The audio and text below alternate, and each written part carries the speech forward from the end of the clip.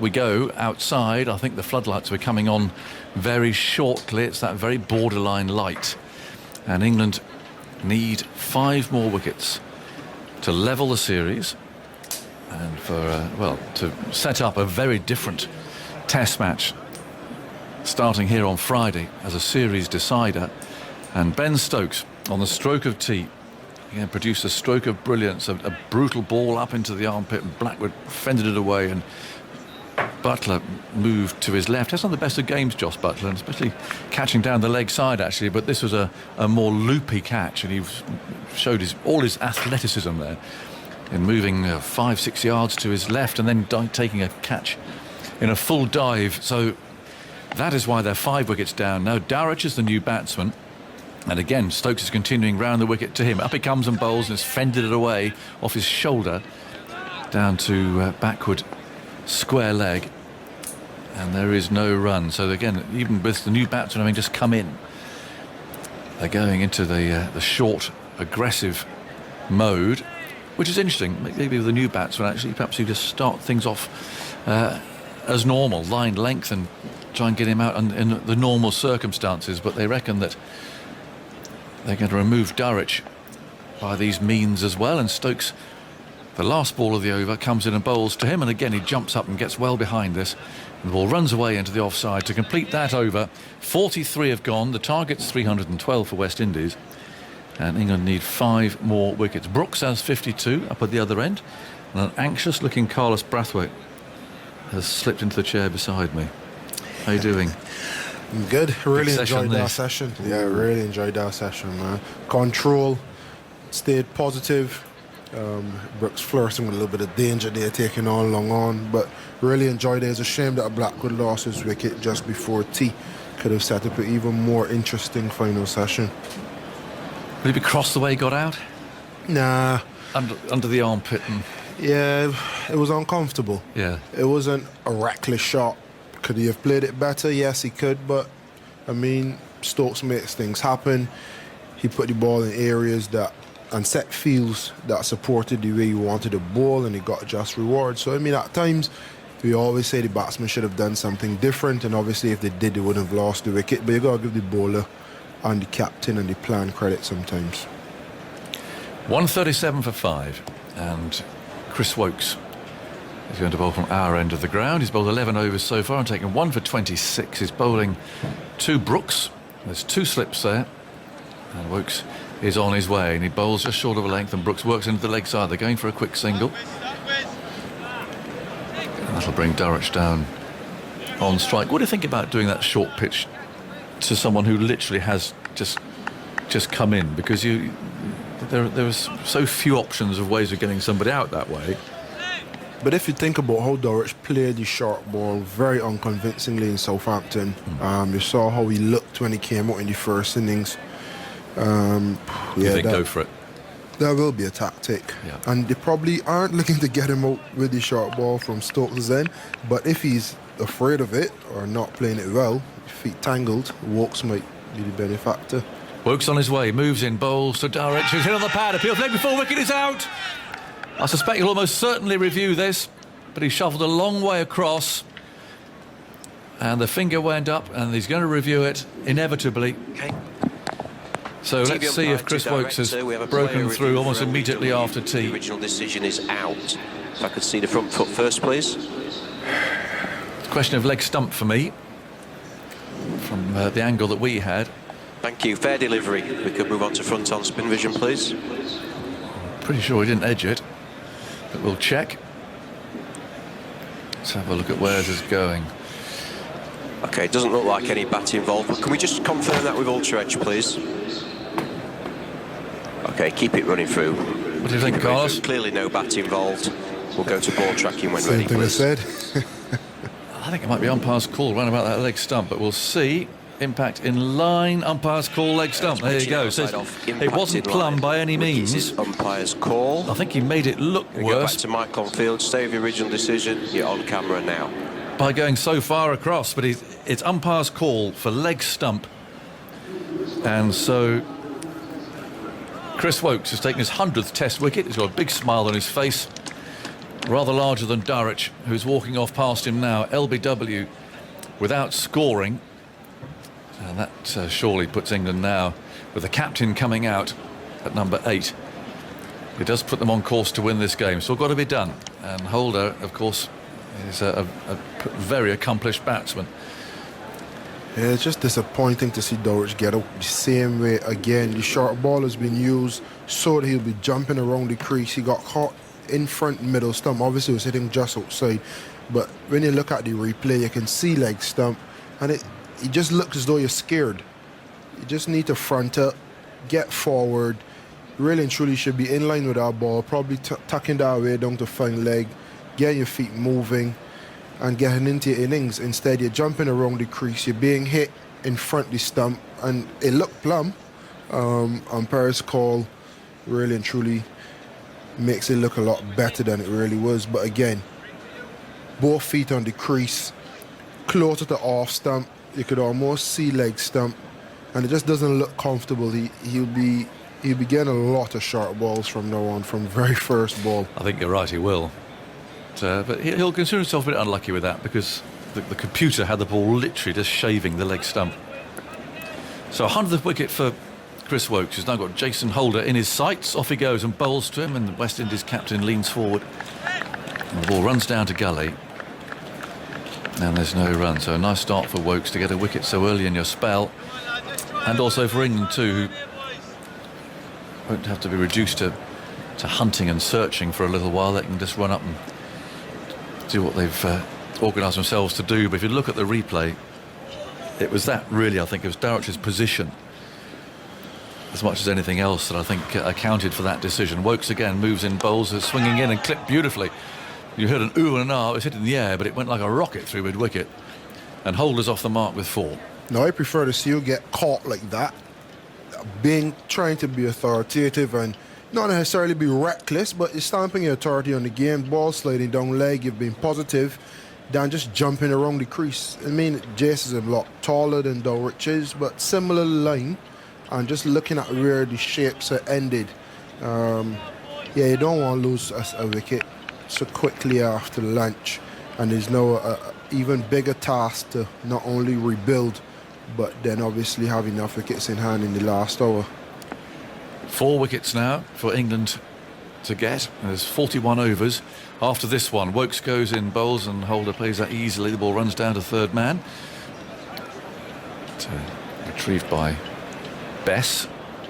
1 more to the score. 143 for 6. That means that Holder, if things stay as they are, we're facing up to Ben Stokes from that other end, who switched to the short pitch mode before tees. Bowled about 5 overs, Andy, of that short pitch attack, more or less.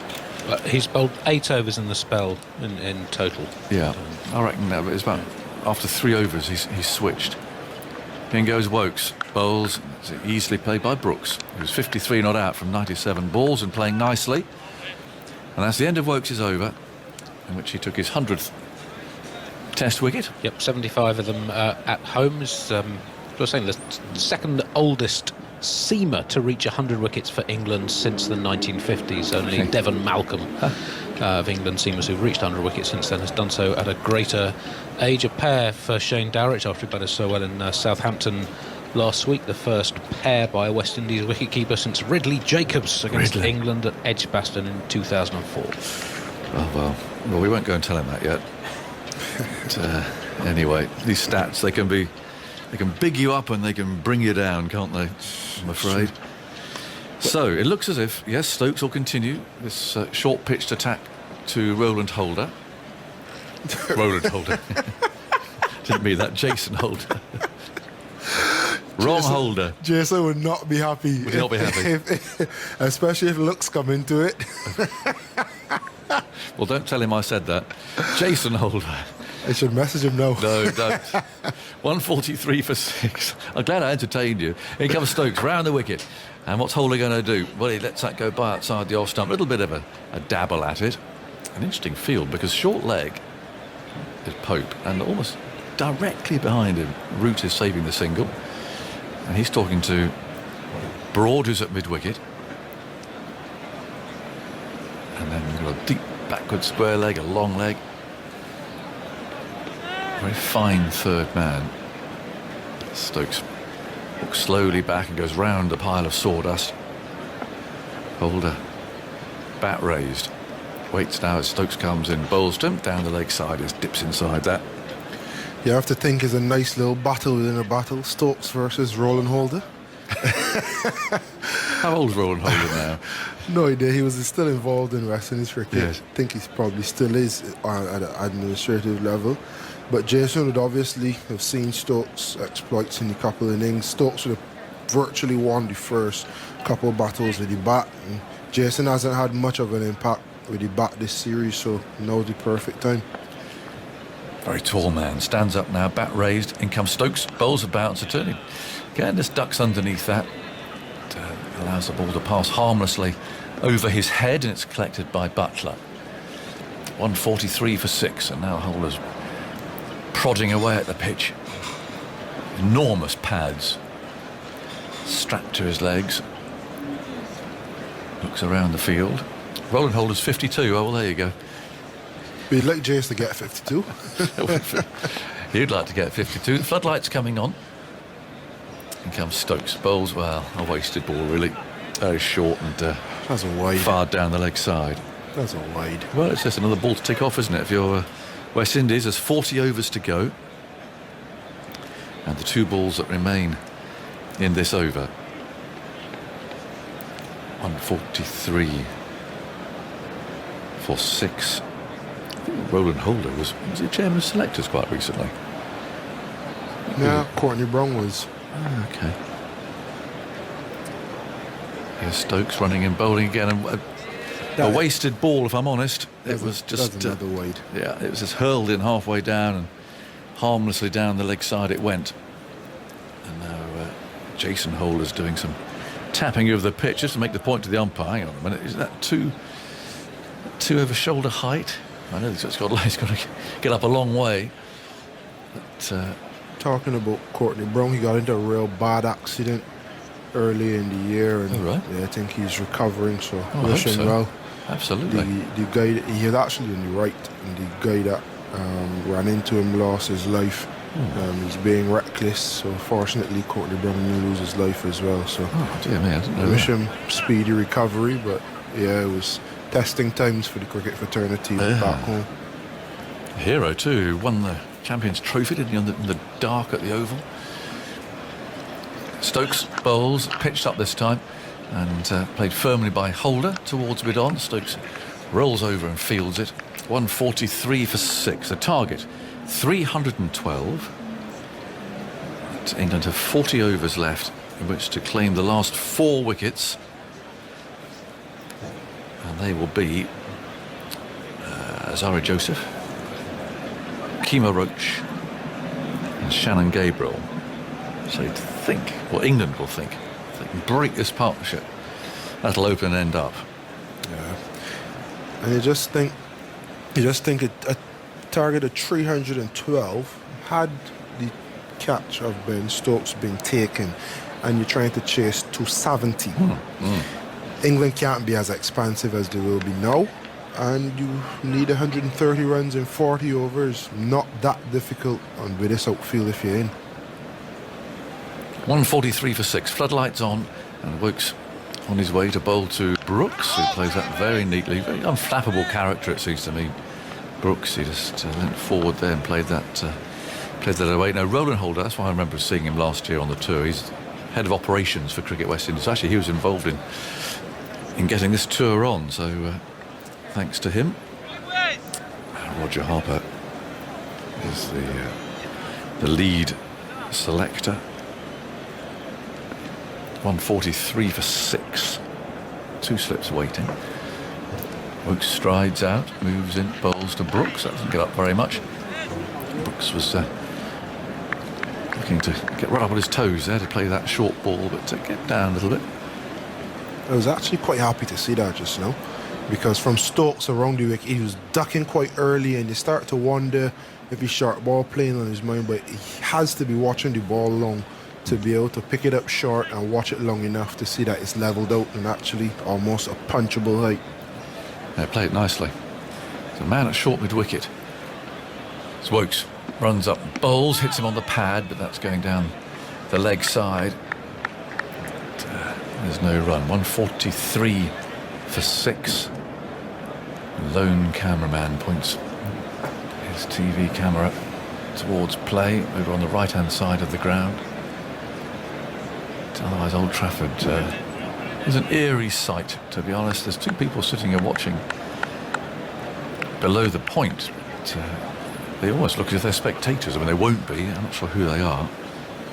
Wokes bowls, and Brooks on the back foot plays down to mid-off. A couple of stewards, and that really is about it. And behind the ground to the left there, we can still see some West Indians having net practice. They've been going on for ages. They have. A long trip for those reserves. Interestingly enough as well, the reserves can't leave the bags in the dressing room. So if you want to bat... Oh, really?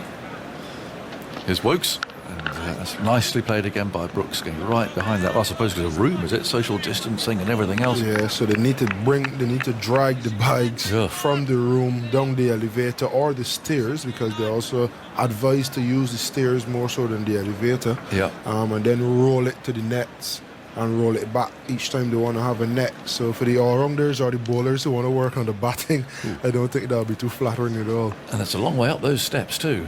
What's the West Indies on? Third and fourth floor? Yeah, third floor. Yeah. England are on 4th and 5th. They're using the stairs. I've seen them doing that. 143 for 6. Wokes moves in, bowls to Brooks, a slower ball. Has held that back a little bit. Brooks on the back foot. Push that away into the gully. It ends the over. 1 wicket has fallen since tea, with Darich bagging a pair, LBW to Wokes, for a duck. So this really the last pair of recognised batsmen together. Perhaps Shannon Gabriel won't like me saying that, but he can forgive me. But another wicket, I think, and we'll feel that they should finish it off with the 39 overs that remain. But they've got to remove one of these 2 first. And it looks as if Stokes will continue going round the wicket to Holder, although I must say the short ball didn't bother him at all in the previous over. Not yet. And on TV highlights commentary, we turned his stump mic up and we could hear him and Blackwood having a go at each other. And he was telling Blackwood that he can bowl longer than he can bat. Oh, is he? Stokes, and talking about batting averages, and Blackwood said, well, you average 2 drops an innings so far. Oh, really? So some good banter. It'd be good to get that stump mic footage afterward. I like a bit of that.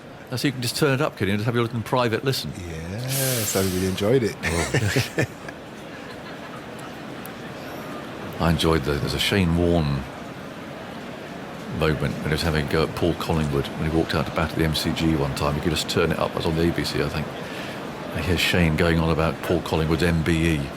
What a joke it was, this sort of stuff coming in, and it was getting good fiery banter going. It wasn't rude or nasty or swearing. It was just trying to get under the batsman's skin. Here's Stokes, pitches it up. And Holder comes forward, plays that to mid-on, where Broad picks the ball up and has a look at it. Rubs it in his hands. Stokes marches back again, and Holder kills some time by tapping up the pitch. And Stokes turns in the distance. You see the pathway there, every step of his run-up as he comes in and bowls to Holder, plays that well. That was in the danger area, if you like, under the armpit, with 2 men catching there. I remember being at school, and Roddy Eswick, who's the bowling coach, he'd say when you're bowling fast, you're looking to hit the batter just under the heart. It's to get rib height. Yeah, I suppose that's difficult to get on top of that, and you can't duck, so it's that area between ducking and playing. And that's where Blackwood found himself kind of tangled, both hands. Yeah. And they're just cuffing it in the air. And Stokes bowls short again. Oh, my word, he almost fell for that. Turning it off his hip and quite deliberately to Root, who's at leg slip, but that almost fell for the trap there. He wasn't fending it off, he just clipped it away. It was a firm shot, whether he forgot that Root was there. And you see, Aggers, the thing is, not to give an excuse for why the West Indies have played the short ball so horribly, but you hardly find scenarios in first-class cricket in the West Indies where this type of thing happens. Used to. Here's Stokes again. Bowls very short. Holder can just duck under that. Yeah, that's interesting. Because West Indies batsmen always used to be very good against short pitch fast bowling because there's so much of it about. And you think about in the first innings with West Indies bowling, we were all asking why there were no short balls, because in first-class cricket, they know if you bowl down the channel long enough, the batsman will offer a chance, probably give their hands away, so they don't have to do it as a bowling unit. And as a batting unit, you obviously aren't accustomed to a 10, 12 over spell where you're just peppered. Interesting. 143 for 6. Here's Stokes round the wicket and bowls short of a length, and Holder stands up and plays that carefully back up the pitch. And if you go back to 1932, 33 and Harold Larwood and bowling like this, but with, how many did he have behind square on the leg side, Andy? Sort of 6 fielders? Yes, well, there was no restriction to that point. No, there wasn't. And the number you could have. So that's So there's been the bowler and the keeper, and there might have been, I don't know, one in the offside, and the rest just round there waiting for the catch to be fended off, one out in the deep perhaps for the hook shot. Stokes bowls a very high bouncer. It goes over Holder's head and into Butler's gloves. 143 for 6. So that was when the law changed, of course. But I would hope that the West Indies bowling attack would have learnt something from the first innings. Obviously, in the second innings, the damage was done by the new ball. Yeah. And in the first innings, in the end, it seemed as though the damage was done by the new ball. But really and truly, you think about the rhythm of the attack being, or the batting attack being broken by Broad and the game virtually being on pause, which eventually helped Stuart Broad to have the impact that he did. So I hope that the West Indies bowling attack can see that. Next time they're faced with a situation is 40, 50, 60 overs in, just running and bowl some short balls to the second new ball. I think a picture here that Andy's given says 6 men catching in the leg side and 1 in the off. 1, 2, 3, 4, 5, 6, 7. You can see 8 men in that picture, including Harold Larwood himself, as Bill Woodfull ducks under a bodyline delivery. In goes Woakes. Bowls on off stump, fended away. Thanks, Andy. Imagine facing that in those days, all coming up under the armpit. You've got all those fielders just round there waiting. Cruel tactic. I don't know how you would play. I batted in Australia in a couple of tests, and as soon as you got to 20, and I was batting at 8, so they figured, you're here too long, Mr. Man. But as soon as I got to 20, Pattinson went around the wicket. You had fine leg, short leg slip, square leg just in front, and you knew what was coming. Yeah. 143 for 6. England need 4 wickets to win. Woakes runs in, bowls. Nicely played by Brooks, who's saying earlier, looks totally unconcerned. Very unflappable. He's just getting on with his batting. My problem is he's been 53, I think, since tea. And that's what happened in the first innings as well. So he's doing very well to get to 50, get past 50, but when the short ball plan comes, when there's a break in rhythm or a partnership is being broken, his challenge is now to find a way to keep his momentum. Woakes again runs in, bowls short to him. He's up on his toes, pushing the ball away into the offside. Defensive shot, there's no run, and lots of clapping of hands. And Ben Stokes, so he must be puffing a bit because he's been going for a while now, but he's in position at second slip. It's funny, isn't it? Because when you're watching on as we are, sort of remotely and detached, you can say, this fella's playing so well. But you don't know what's going on in his mind. You don't even think, where am I going to get a run from? Yeah, no, I had a chat with him last night, and he was saying, he's opened his mind now. Obviously having to face these tactics and stuff. Not he's scared or anything, but he's finding ways to counteract it in a positive manner. Slips ready as Woakes runs in, bowls on the leg stump. There he's away. Now he's got to wait for that ball that drifts onto his pads and it can nudge it away. And he moves to 54, 144 for 6. So England need 4 wickets to win this match. Over's ticking away, but there's still 37 to go after this. That's 2.5 hours. Phil is awake. He is awake. Phil Simmons, a coach, seemed to have a little possible snooze this afternoon, we saw, didn't we? Or maybe he's just closing his eyes, didn't want to watch the wickets falling. Maybe that was it. But now, at the time with our chat with Shamar, I think he is the middle-order player that the West Indies have been looking for to rival the impact that your Kohli would have and your Joe Root to be the backbone. You need someone in the middle order that they can depend on. This is Woakes bowling. Holder comes forward, plays out to cover. So this is the first time really that Jason Holder's been confronted by normal bowling, really line and length. A couple of slips there and so on. It's just been a barrage of short pitch bowling from Stokes that he's had to deal with so far. So 15 balls of that. And now Woakes will bowl in the more orthodox way. Off stump just outside. Looking to try and challenge that outside edge, but just moving that mid-wicket round a bit. They fancy that Holder might just flick one, as he did when he got off the mark, through mid-wicket. Woakes on his way to the West Indies captain, and that swings away, but against us. Held back, slightly slower ball that. Played away to Gully.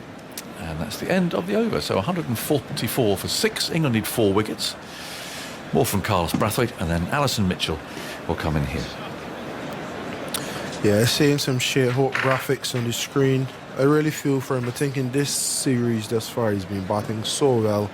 He's absorbed some pressure. As I mentioned before the series started, I think he should be batting at 4 and Brooks at 3. But he's done the role of the number 3. I guess similar to Joe Denley, absorbing the early pressure and then just getting out at the wrong time.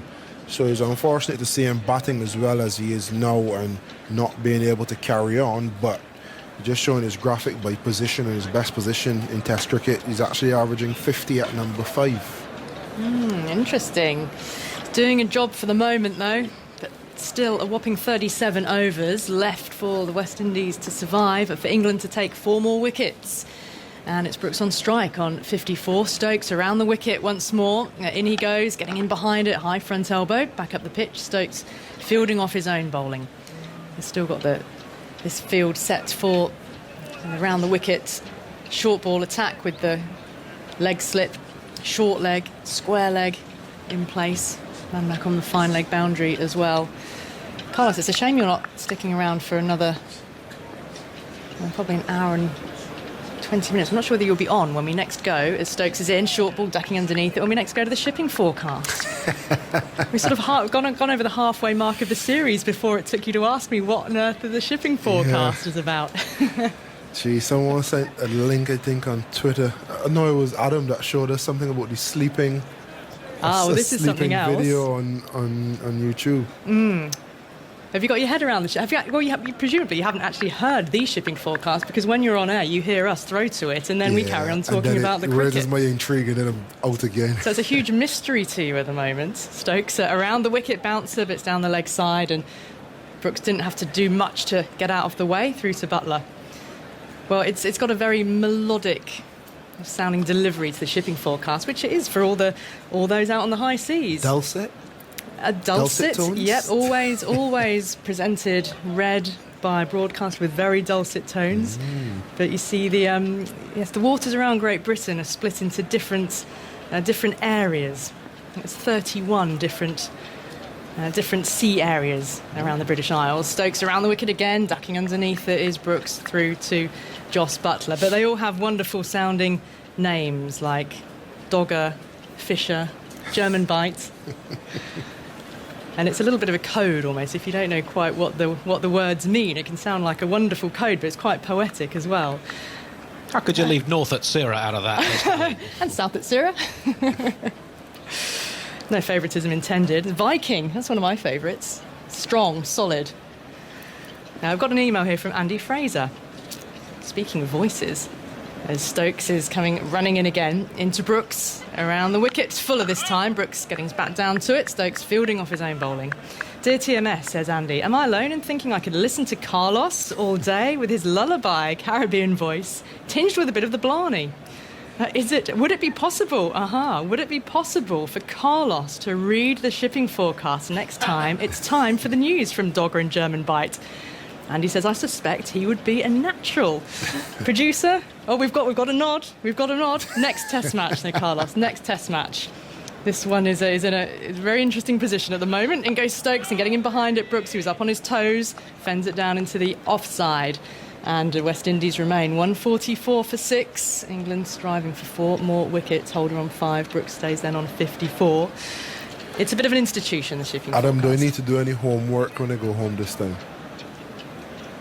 I hate when you ask a question and people do the old, maybe not. It's always, yes, you should, but I don't want to say it. Well, look, before you get replaced here, just a little bit of training. Just read from there, just down to there. Just read that little bit. Viking, wind northwesterly 4 or 5, sea state slight or moderate, weather showers, visibility good. You've got the job. Hey, there we go. We'll make the challenge much harder for I the could put next that on my test match Instagram profile as well. when we do it in full. Yeah. Ordinarily, yes, it's just, but then you go through every single sea area. 31 of them. Yeah. Stokes, new over the wicket now. It's gone past Holder. He's took a big stride forward, and he's looking suspiciously down at the pitch as it's gone through to Butler. And now got Brooks walking down to have a little word, and there might be a little prodding going on there. Just bounced, cut back in. Holder left it, but it's the movement off the pitch. I love Chris Woakes, Ali. Chris Woakes always does the dog work. He got 3 for in the first inning. No one remembered it, but he's always thereabouts. I think there's a few people that share your view. As Woakes is in now, bowling full and outside off stump, and Holder gets his bat to it, defending out into the offside. Yeah, he's a hard worker. He can bowl beautifully, can't he? Lovely shape with the ball. Yeah. Walking back to his mark now, and he's got that air of the man who is... He's always the plugger, is plugging away, waiting for those rewards. He just always looks happy. Is like, I just got 4 for, probably should be playing this test, but it was left out. But now I'm just happy to be a professional cricketer and doing what I love. Yeah, you're right. He does have a happy demeanour. In over the wicket again. Defence from Holder. And to the offside. No So run. I obviously played against him a couple of times, and you know, when like you obviously look into opposition teams and you see people that you like and you admire for whatever reason. For me, I just again like that demeanor. He was the workhorse and he loved the role he did without getting credit. And one thing that stuck out to me is that when he burst on the scene, it was 79, 80 miles an hour, similar to my pace, Jason's pace. And then he started getting up to 85. As Woakes sets off into Holder again. Holder going back, covering up on off stump. Woakes will pick up, no run. Yeah, and I remember him touring the Caribbean in 2015, and that's when the admiration really started. I think it was 2015. But for some reason, I reached out to Chris Jordan, and I was like, Chris, what type of bloke is Chris Woakes? Like, would he be okay with you passing his number on? I just want to have a chat with him about getting my pace up. All right, yeah. Because it's different to being a fast bowler and being someone who used to bowl medium and then eventually bowling fast. He's bowling now to Holder with 2 slips in place.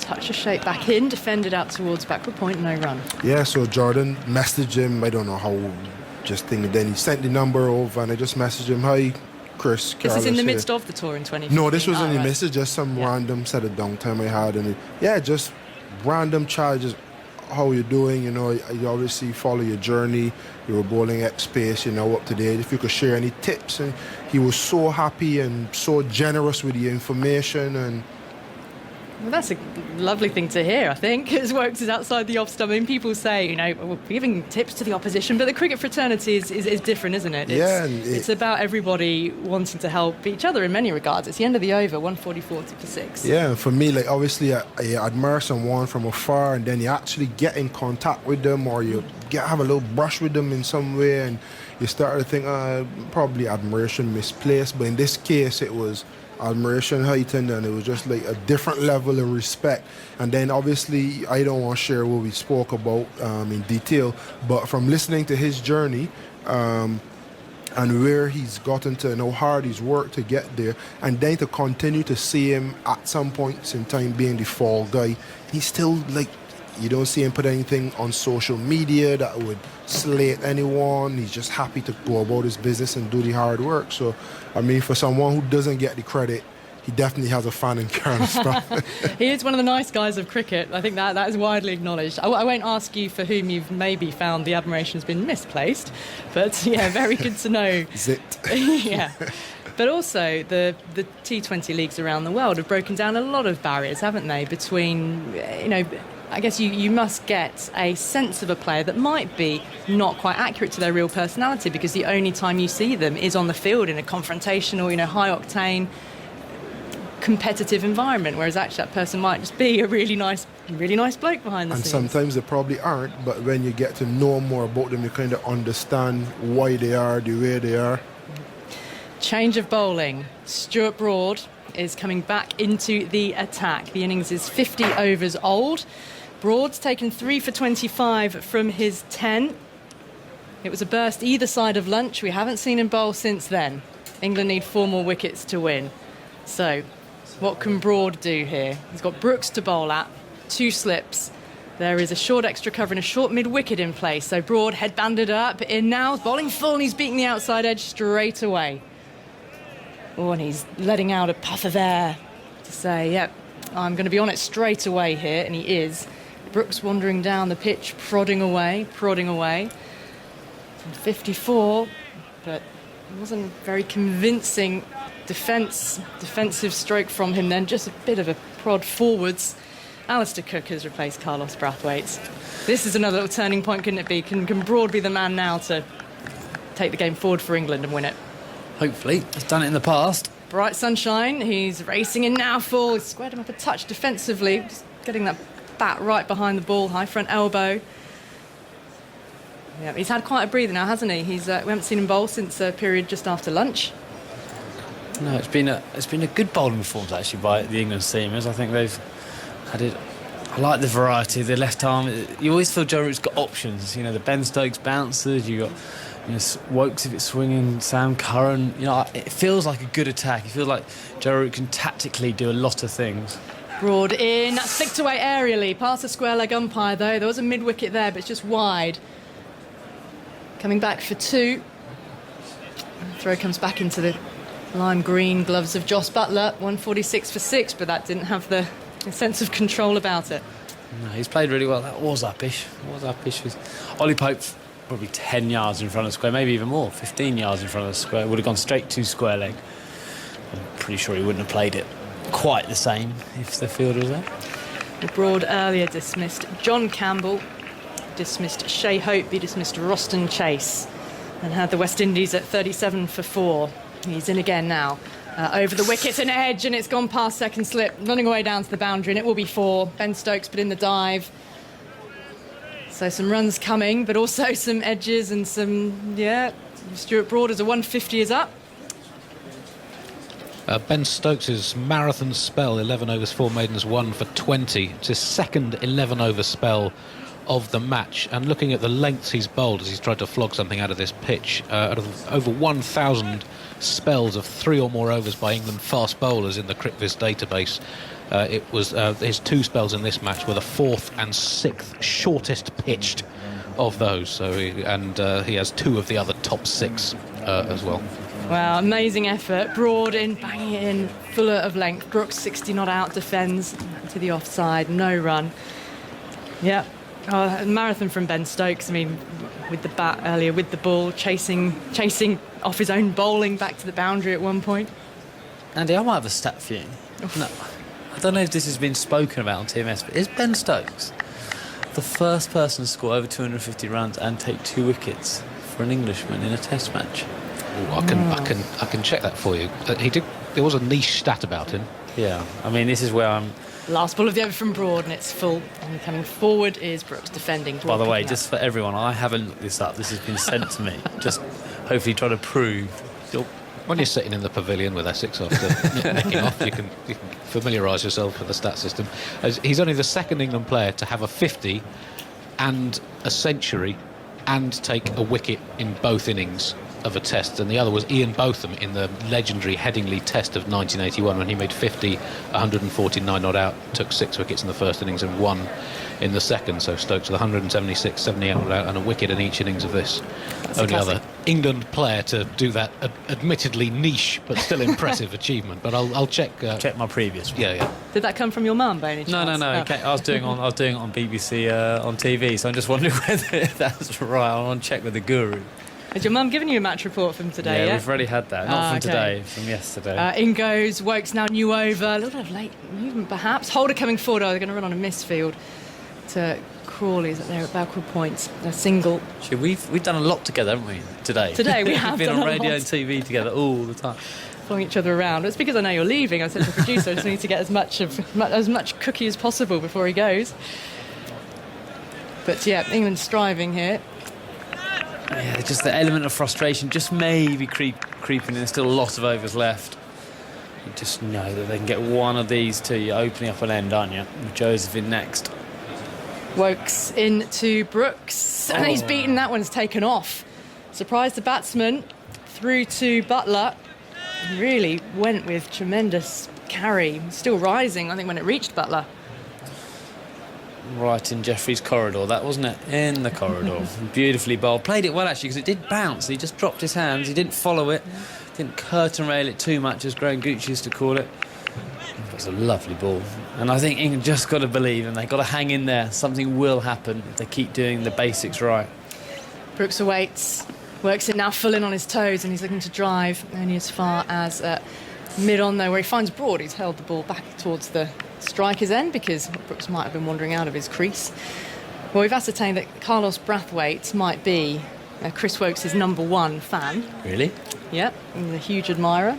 He was telling a story of how he had asked for Chris Wokes' number at one stage just to talk to him about bowling and how he'd managed to increase his pace, and Wokes was only too happy to compare notes, and he's a huge admirer of the work he puts in as Wokes is in once again outside the off stump, out to backward points and no run. He's a for- lovely man. Almost for sort of limited recognition. He sort of runs in the slipstream of a lot of the other maybe bigger personalities, if you like, or the bowlers that have big spells. Broad is known for his big bursts, and Stokes known for everything that he can do in the game. But Wokes quietly operates and operates with effectiveness so much of the time. Yeah, and then you go back to the World Cup win. He played a lot of those games. The opening the bowling was particularly effective. In now to Brooks, goes back, defends, set back nice and high front elbow. And just Mr. Reliable, isn't he? And that really took on that role opening bowling in the World Cup, bashing away. Doesn't bowl too many bad balls. And as I think over the next few years he will play probably a more predominant part in this England bowling attack. Obviously, as Stuart Broad and James Anderson come to the end, he'll probably give the first go of the new ball. I don't know how many times in Test match cricket he's opened the bowling in England, because that's his strength. He's such a good new ball bowler. You can get lovely shape with the new ball. As he's in now, back holder outside the off stump, angles out towards point. No run to end the over. West Indies 151 for 6. So we can see how many overs left in the day. 33 left in the day. And obviously, naturally, those two opened the bowling, and they played so much together. So, all the stats about Chris Wokes. He hasn't bowled that many times, probably in the totally ideal conditions. He's always been first change or second change. He's bowled really well the new ball, and everyone loves him. He's an ultimate team man. Mr. Humble as well. I mean, interviewing him down on pitch side before the start of today's play, and his last words were that he hopes he can keep his place the next match, and nothing is taken for granted, nothing is assumed. Well, I don't know many people who have a bad word to say about Chris Wokes. Lovely family, legend, and the Wizard sums it up and just do everything. This is in response to your query about how often he's opened the bowling. This is his 20th home test, the 39th innings he's bowled in. As Broad is in, new over, bowling to Holder outside the off stump, and it's a tumbling take by Butler to his right hand side. And only the 7th time that he's taken the new ball out of those innings. Yeah, he's had to work hard with an older ball, hasn't he? So much of the time. Yeah. You were talking about just how many options this bowling attack gives Joe Root. Who would you be looking at? You've led yourself down that pathway, Alistair. Oh, I didn't. I was just saying I like this option. I mean, this is when the rotation policy will become very interesting. Broad in now. Fuller, has he beaten him? He has beaten him. Holder lured forward. Broad's got his hands on his hips, staring down at the ground, thinking, how did that not take the edge? Holder wandering away towards square leg to settle himself again, but a beautifully presented seam. And it's going to be really hard for the selectors. And you say last week they didn't manage to win the game, but you can't really fault the bowlers. they didn't get enough runs, and England got enough runs in this game.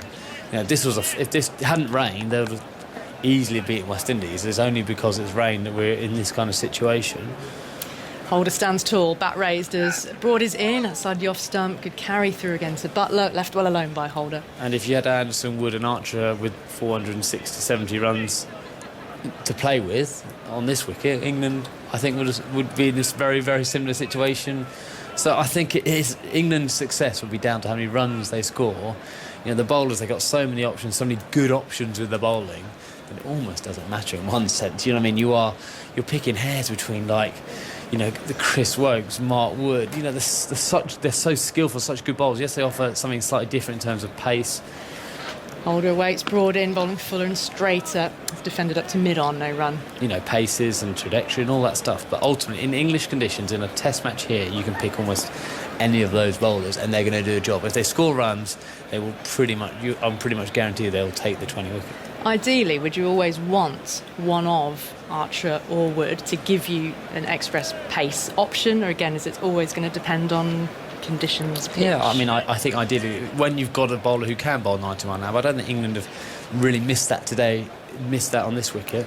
Broad into Holder, beaten again. It's also ricocheted off Butler's boot as he went to take it very low down to the ground. It didn't take the edge on the way through, but Broad's got close a couple of times in this over now. You could have said yesterday afternoon before Stuart Broad got all those, got the wickets with Chris Wokes and that collapse, that, it would have been nice to have, it wouldn't have been Ben Stokes bowling the short pitch bowling. He could have done it slightly quicker. But I think it is for this England side to be consistently successful, it is down to how many runs they score. That last delivery kept low. And he nicked it as well. Oh, Ultra Edge has got on it. I don't think anybody in the England team caught that. Defence, but off the outside edge of the bat, out towards backward point. Yeah, it kept low, took the edge, died and dropped in front of Buttler. So, Broad hasn't yet got the breakthrough, but he's back into the attack after that spell early when he took 3 wickets. Bit of a meeting going on now between he and Root and Stokes, but 151 for 6. There are another 32 overs left in the day for England to get 4 more wickets. West Indies' target, remember, was set at 312. Alistair, a few more words from you. Simon Mann then coming in. Yeah, a bit of a meeting of the brains trust there. Joe Root, Stuart Broad, Ben Stokes really discussing what the plan is, and it's good, the communication, making sure that everyone is clear of what they want to do. It's another 30 overs left for England to get these 4 wickets. Well, it could go the distance, this. These two are resisting stoutly. Brooks has played really well. And Holder has looked relatively assured since he came in. 6 from 30 balls, the captain, the focus of the team. And Curran is now going to bowl round the wicket. I feel LBW is the main route for England. Well, it's certainly up there anyway on this surface. Here goes Curran into bowl outside the off stump, nudged away into the offside by Brooks towards backward point, and there is no run. It's been a disappointing day for Dominic Best today. Been hard work this test match on a pitch where the focus is on you because it has spun a bit. It hasn't spun it's not been prodigious spin, has it, on this final day, but I think as a test spinner you'd expect to play your part. It hasn't quite worked out for him today. So here's Curran shuffling into bowl, and that swings down the leg side. Okay, he's bowling round the wicket with the angle as well, but a bit of wobble there, and past Brooks, shaped a glance, and Buttler took it diving away to his left hand side. Yeah, we haven't seen too many balls ragging today, have we? Haven't seen that, the real turn and bounce. No. Or the ones, pitching out, outside off stump, and Joss Butler's taken him down the leg side.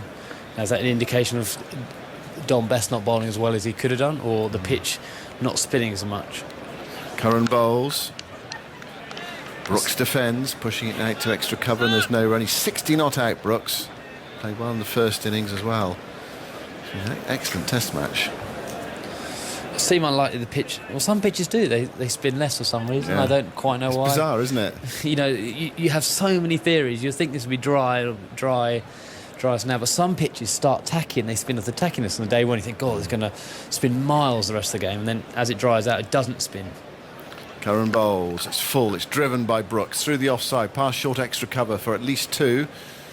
Wokes has to chase it back. Picks it up, makes sure his England cap doesn't fall off, and sends in the return to Butler. And Brooks on to 62, and West Indies to 153 for 6. When Jermaine Blackwood was there, you just for a moment thought it might be on for West Indies, but Stokes dismissed him for tea. Dowrich LBW to Wokes, a marginal one. It went in England's favour. 4 wickets to win. 31 overs left after this one. Curran moves in and bowls outside the off stump. Nothing from Brooks. Wide enough to allow it to go by, although you have to be a bit careful with Curran bowling round the wicket, that angle coming in, the natural angle. Just get that judgment right on your off stump. Brooks did there. It was a bit wide from Sam Curran. Another one of the England bowlers wearing a white headband. 153 for 6. They've got 2 men close in on the offside. There's a silly mid-off and a short extra cover. And a short mid-wicket as well. Curran goes in, bowls to Brooks. Brooks plays that with the outer part of the bat. Defensive shot, thick outside edge, rolls away into the offside. It's the end of the over from Curran. He's gone at nearly 5 and over today. It hasn't bowled much. 153 for 6. Brooks 62.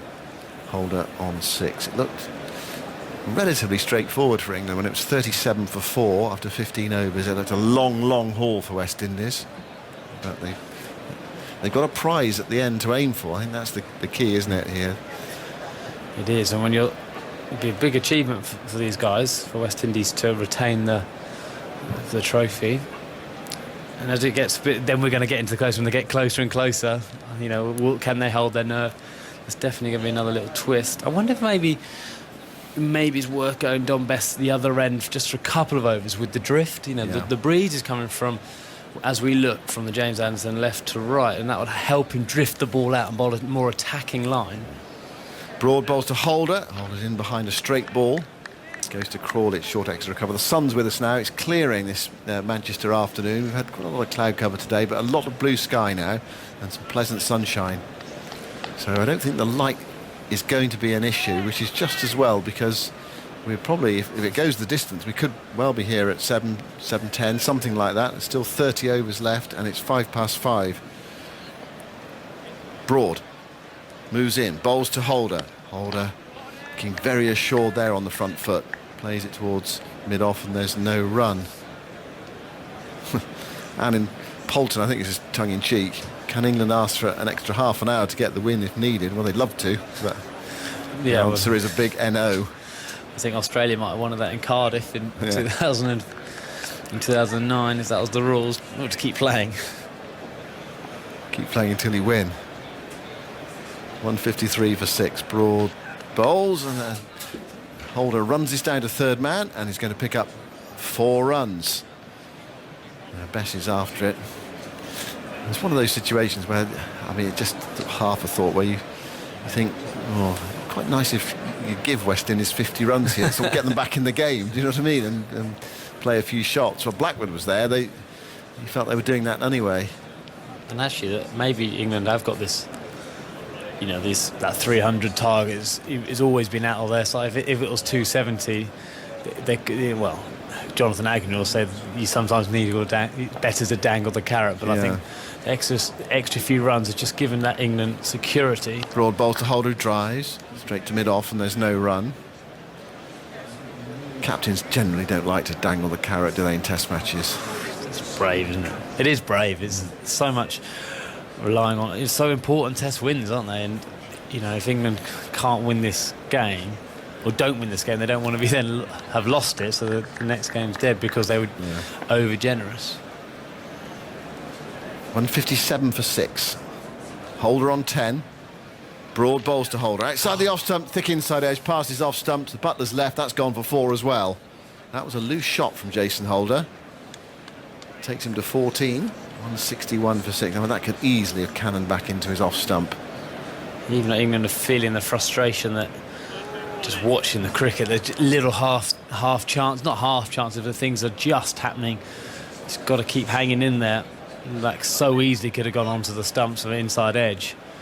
I mean, what they know is if they can get one more wicket, then you're down. I know Alzarri Joseph batted well in the first innings as night watchman. He's a capable player, but he looks like a capable stroke maker to me, not necessarily a defensive player when you're looking for a draw. Here's Broad bowling. Holder, plenty of time to guide that away on the offside. And there is no run. That's the end of Broad's over. 3 for 39 from Stuart Broad from 13 overs to go with his first innings, 3 for 66. So he's had a good comeback match, Broad. England desperate for something. Not desperate at the moment, actually, but keen, I think, at the moment. The desperation comes in probably another 10 overs' time. 161 for 6. Yeah, I was just talking about Dom Best ball on the other end. A lot of the balls which have misbehaved have been bowling from that James Anderson end. So you're not going to. I don't think you're going to do it very long. But he seemed to be struggling to get the ball outside the off stump in that challenging attacking line. He bowled quite straight and full. But you look at the wind, would have been pushing that ball in, so actually might help him and aid him to bowl in that attacking channel. And there is a little bit of rough this end as well for him to bowl in, so it wouldn't be the worst idea. Curran bowls, not far away from the off stump. I'm talking about that angle that Curran creates, that natural angle, left arm round the wicket. Brooks left it, and it's sneaked past that off stump. It was a good leave in the end. I mean, it was close, wasn't it? Fourth stump went over. Well, the other thing as well, actually, if you're out there, if you're a slip fielder wicketkeeper, if you go and it just puts that little bit of doubt in the batsman's mind about next one, play at that one and perhaps nick it through to the keeper when you don't have to play. There's little things. And this is like that's Sam Curran all over, and he hasn't been at his. Curran bowls full, defended towards a silly mid off where it's picked up by Root and there's no run. Hasn't been at his best today. Looks, he's only bowled 5 overs. Doesn't look that threatening, but he's always got that knack of doing something and making something happen. And, he's got a great record in England of winning games of cricket for England. He's got a great chance at influencing with the bat when he bats so attackingly. But here, his change of angle, 5 overs of 25, not much to write home about. Suddenly pick up a wicket here will be so invaluable. Curran in, forward goes Brooks, playing calmly in defence, dropping the ball into the onside, stops before it reaches mid-wicket. There's no run. Have we done the Curran stat about he's played the 7 home tests and they won them all? Yes. And if he were to win that, he would take him to 8, obviously. And how many players have done? There's 3 players that have done 9, won their first 9 home tests. For England, I gave you the list earlier on. Oh yeah, I can remember it now. I can remember it. Geraint Jones, Andrew Strauss, and A.N. Other. Ken Barrington. That was it. Those are the ones who've done 9. Curran bowls, and Brooks gets the bat down just in time on the ball. Swings in a fraction, but I think even if he missed it, that would have been going down the leg side. Struck him on the pad with the angle. On the Ben Stokes stat, 250 runs and 2 wickets. He's the 8th player in Test history to do that, and the first England player. The last man to it was Tilakaratne Dilshan of Sri Lanka, who scored 162, 143. Took 4 for 10 in the match against Bangladesh in Chittagong in 2009. Here is Curran running into ball. His LBW shout, big shout out, kept low. Up goes the finger. Brooks looks where his feet are and wanders down to have a chat with Holder. That seemed to scuttle through. He was caught on the back foot, and even with the angle, it's going to be hard for him to survive that. And in fact, he's walking off. He's not going to review it. And England have that vital breakthrough thanks to Sam Curran. That's what we're just speaking about. He just makes things happen, and that was just slightly short, and he did skid through. A really good spot there. Just skidded through, beat Brooks for pace. He's not the quickest bowler, but he just skidded it through, and he was absolutely dead. Didn't bother reviewing. He played really well, Brooks. That's a very, very slow walk off for his 62, but that is Sam Curran all over.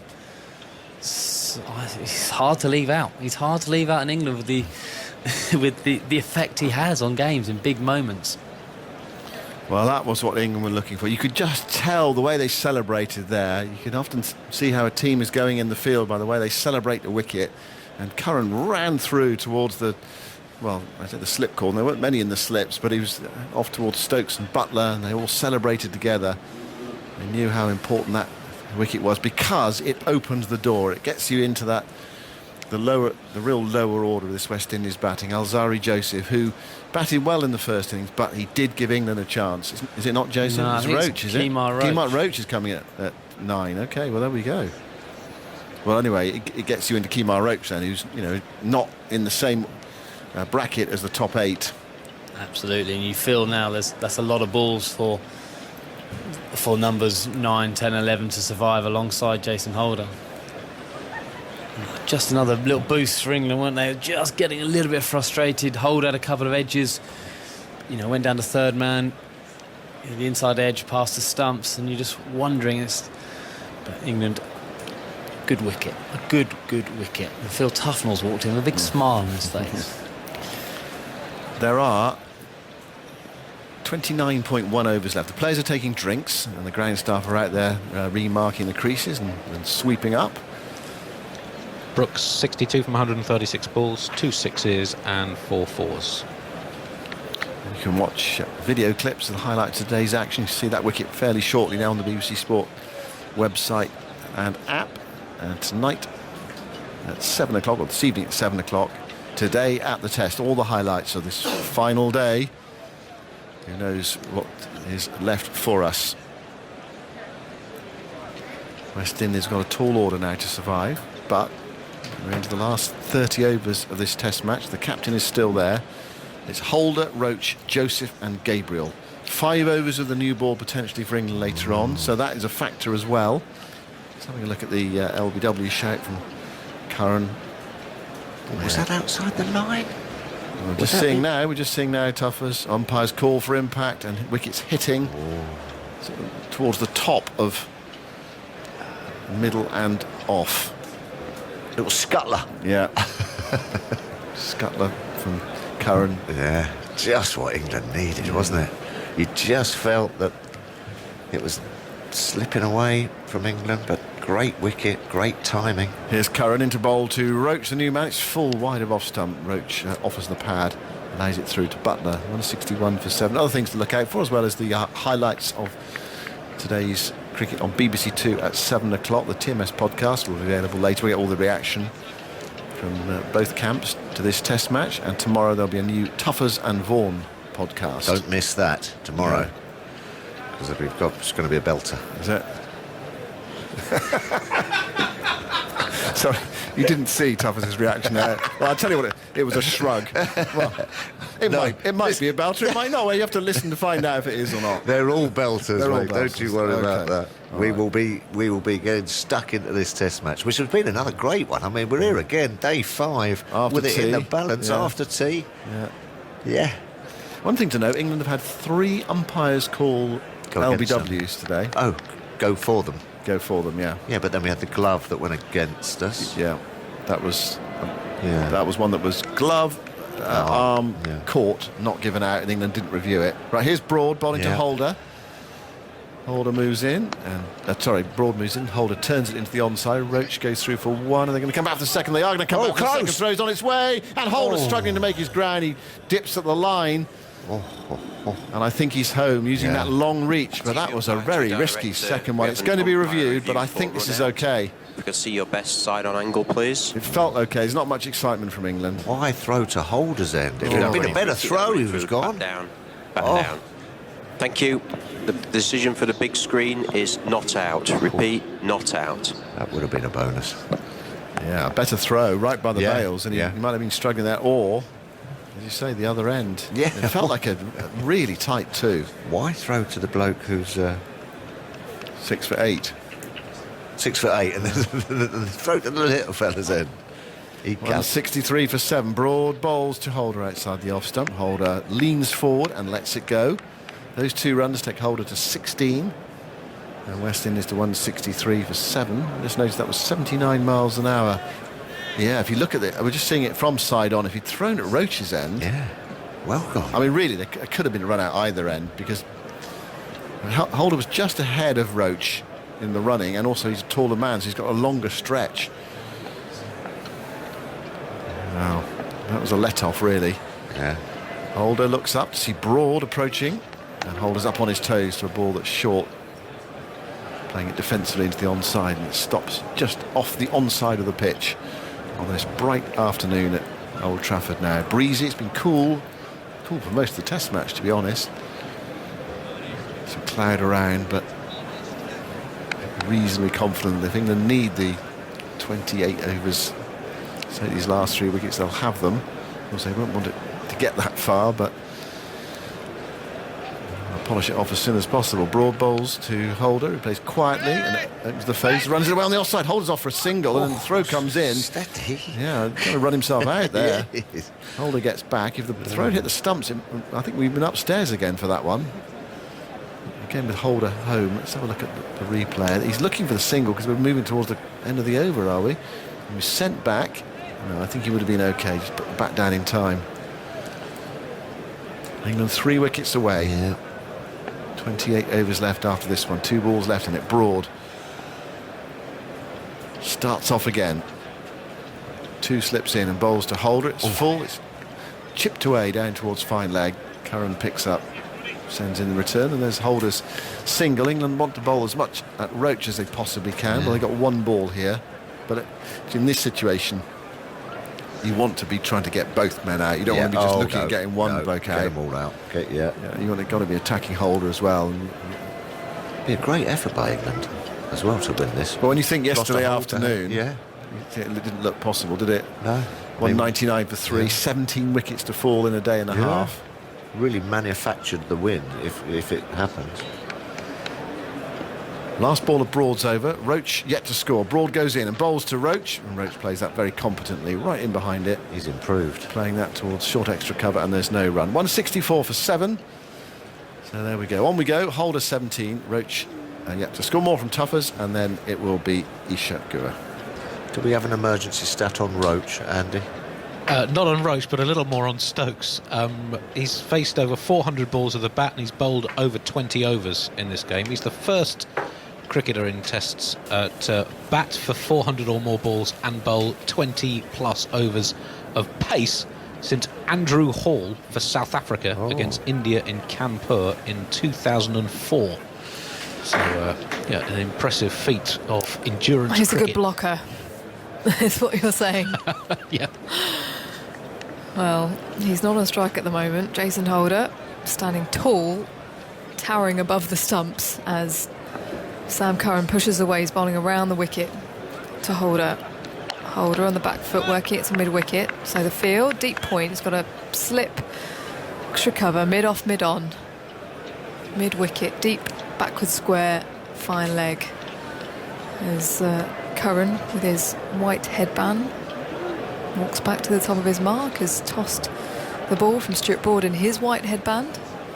As he turns, top of his mark, here he comes again, Curran. Past the umpire. Bowls, Holder defence to the offside, covers the ball as he lunges forwards. And a good move from Joe Root. Tuffers to bring Curran back into the attack, having just bowled the 4 overs in the innings. It's worked for him. Well, he just seems to get crucial wickets at crucial times, doesn't he? Curran, perhaps with the angle, the left arm, or decided to come round the wicket and just nip one through his defences, and he played really well, hadn't he, Brooks? As Curran bowls to Holder, pushing to that man in extra cover, Zach Crawley there, who tosses the balls to Joe Root. Yeah, it's that little spark, isn't it, that Ben Stokes obviously has when you're in a tight situation, and it's you saying to yourself, I can turn this game around. Yeah, I can turn this game around for even the team. with an old Put your hand up. soft old ball, because that's what happens here. Curran bowls, Holder drives back to the bowler. No run. And it's a bit soul destroying for bowlers, you know. A nice fresh ball zipping around a little bit, and then it just gets older and older and softer. You've got to keep yourself going, haven't you? Field come in, deep point comes in, and deep backward square as well. Trying to keep Holder on strike. 2 balls left of this over. As Curran will run away from us from the Brian Statham end. Shuffles away, now into his stride. Bowls to Holder, working it to mid-wicket. No run. Yeah, I was just thinking just before, I think it was the over before, Stuart Broad, it was an inside edge. nearly onto the stumps, down to fine leg. Why are you making pieces of me? No, just... And I was thinking, in that moment, that's when you need a crowd.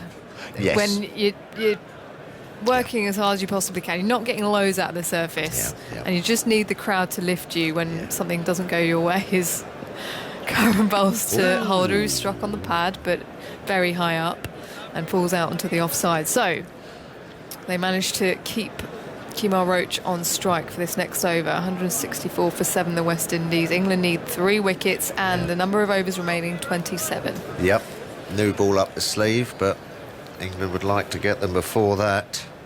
Kemar Roach has improved for me, though. I think when I've seen him 2 or 3 years ago, he was, I wouldn't say a walking wicket, but looked to play a few shots, but he's actually been obviously working on his defence in the nets and what have you, and he doesn't look too bad. Gets himself in a decent position, especially with an old ball and a dry pitch that isn't doing too much. You know, might be a bit of a stumbling block for England. They want to get him out as soon as possible. New ball available in 22 overs. Yeah, still got a long time to go.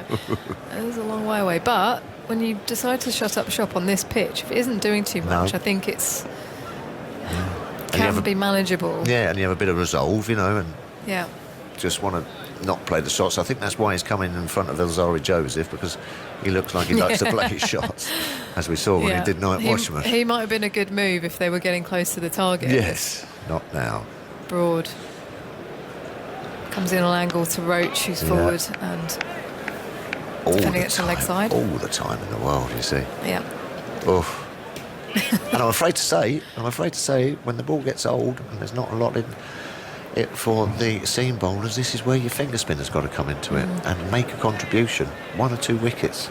Well, obviously you'd be thinking, 4 or 5 wickets, but even if it's 1 or 2 wickets, just to take the pressure off the seamers. Afraid he hasn't done that, Dom. He'll be disappointed.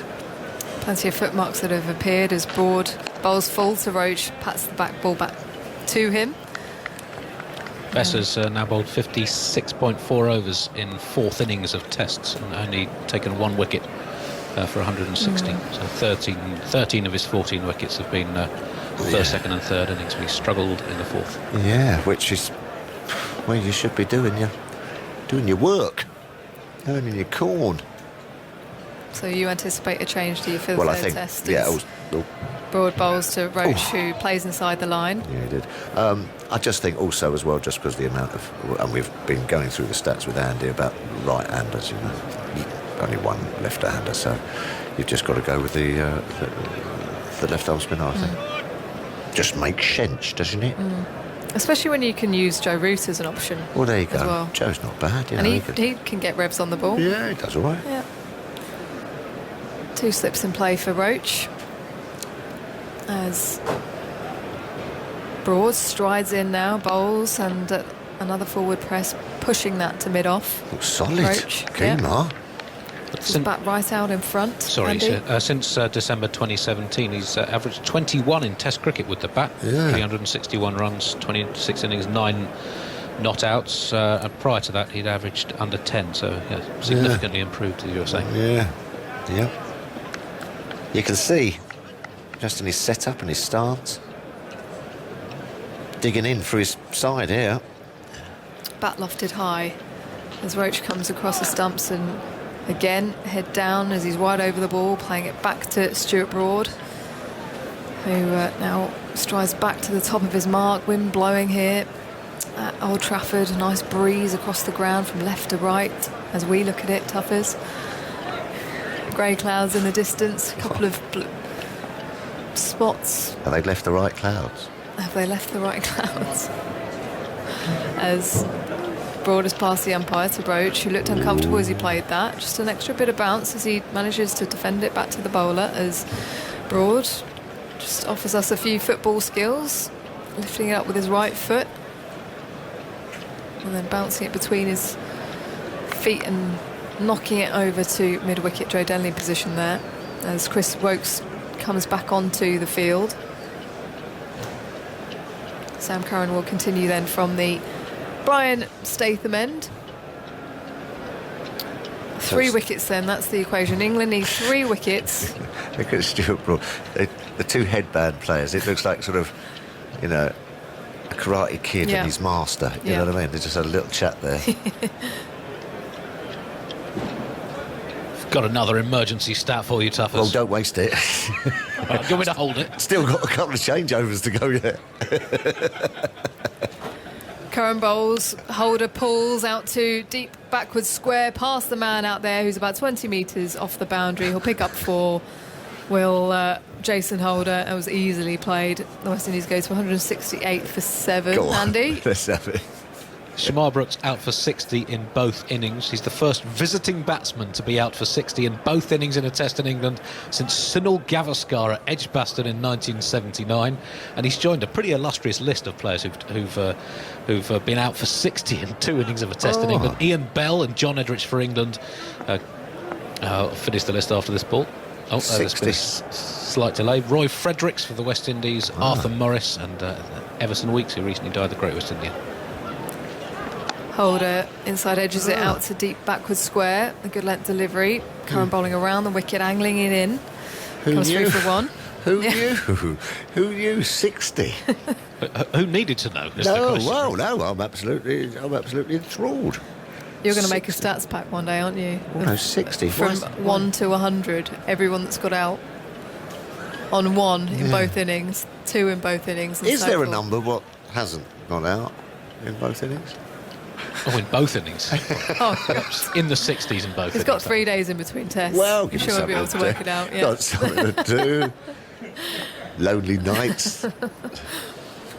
Curran around the wicket to Roach, who looks to flirt at that one outside the off stump, driving it through the offside, misses it completely through to Butler.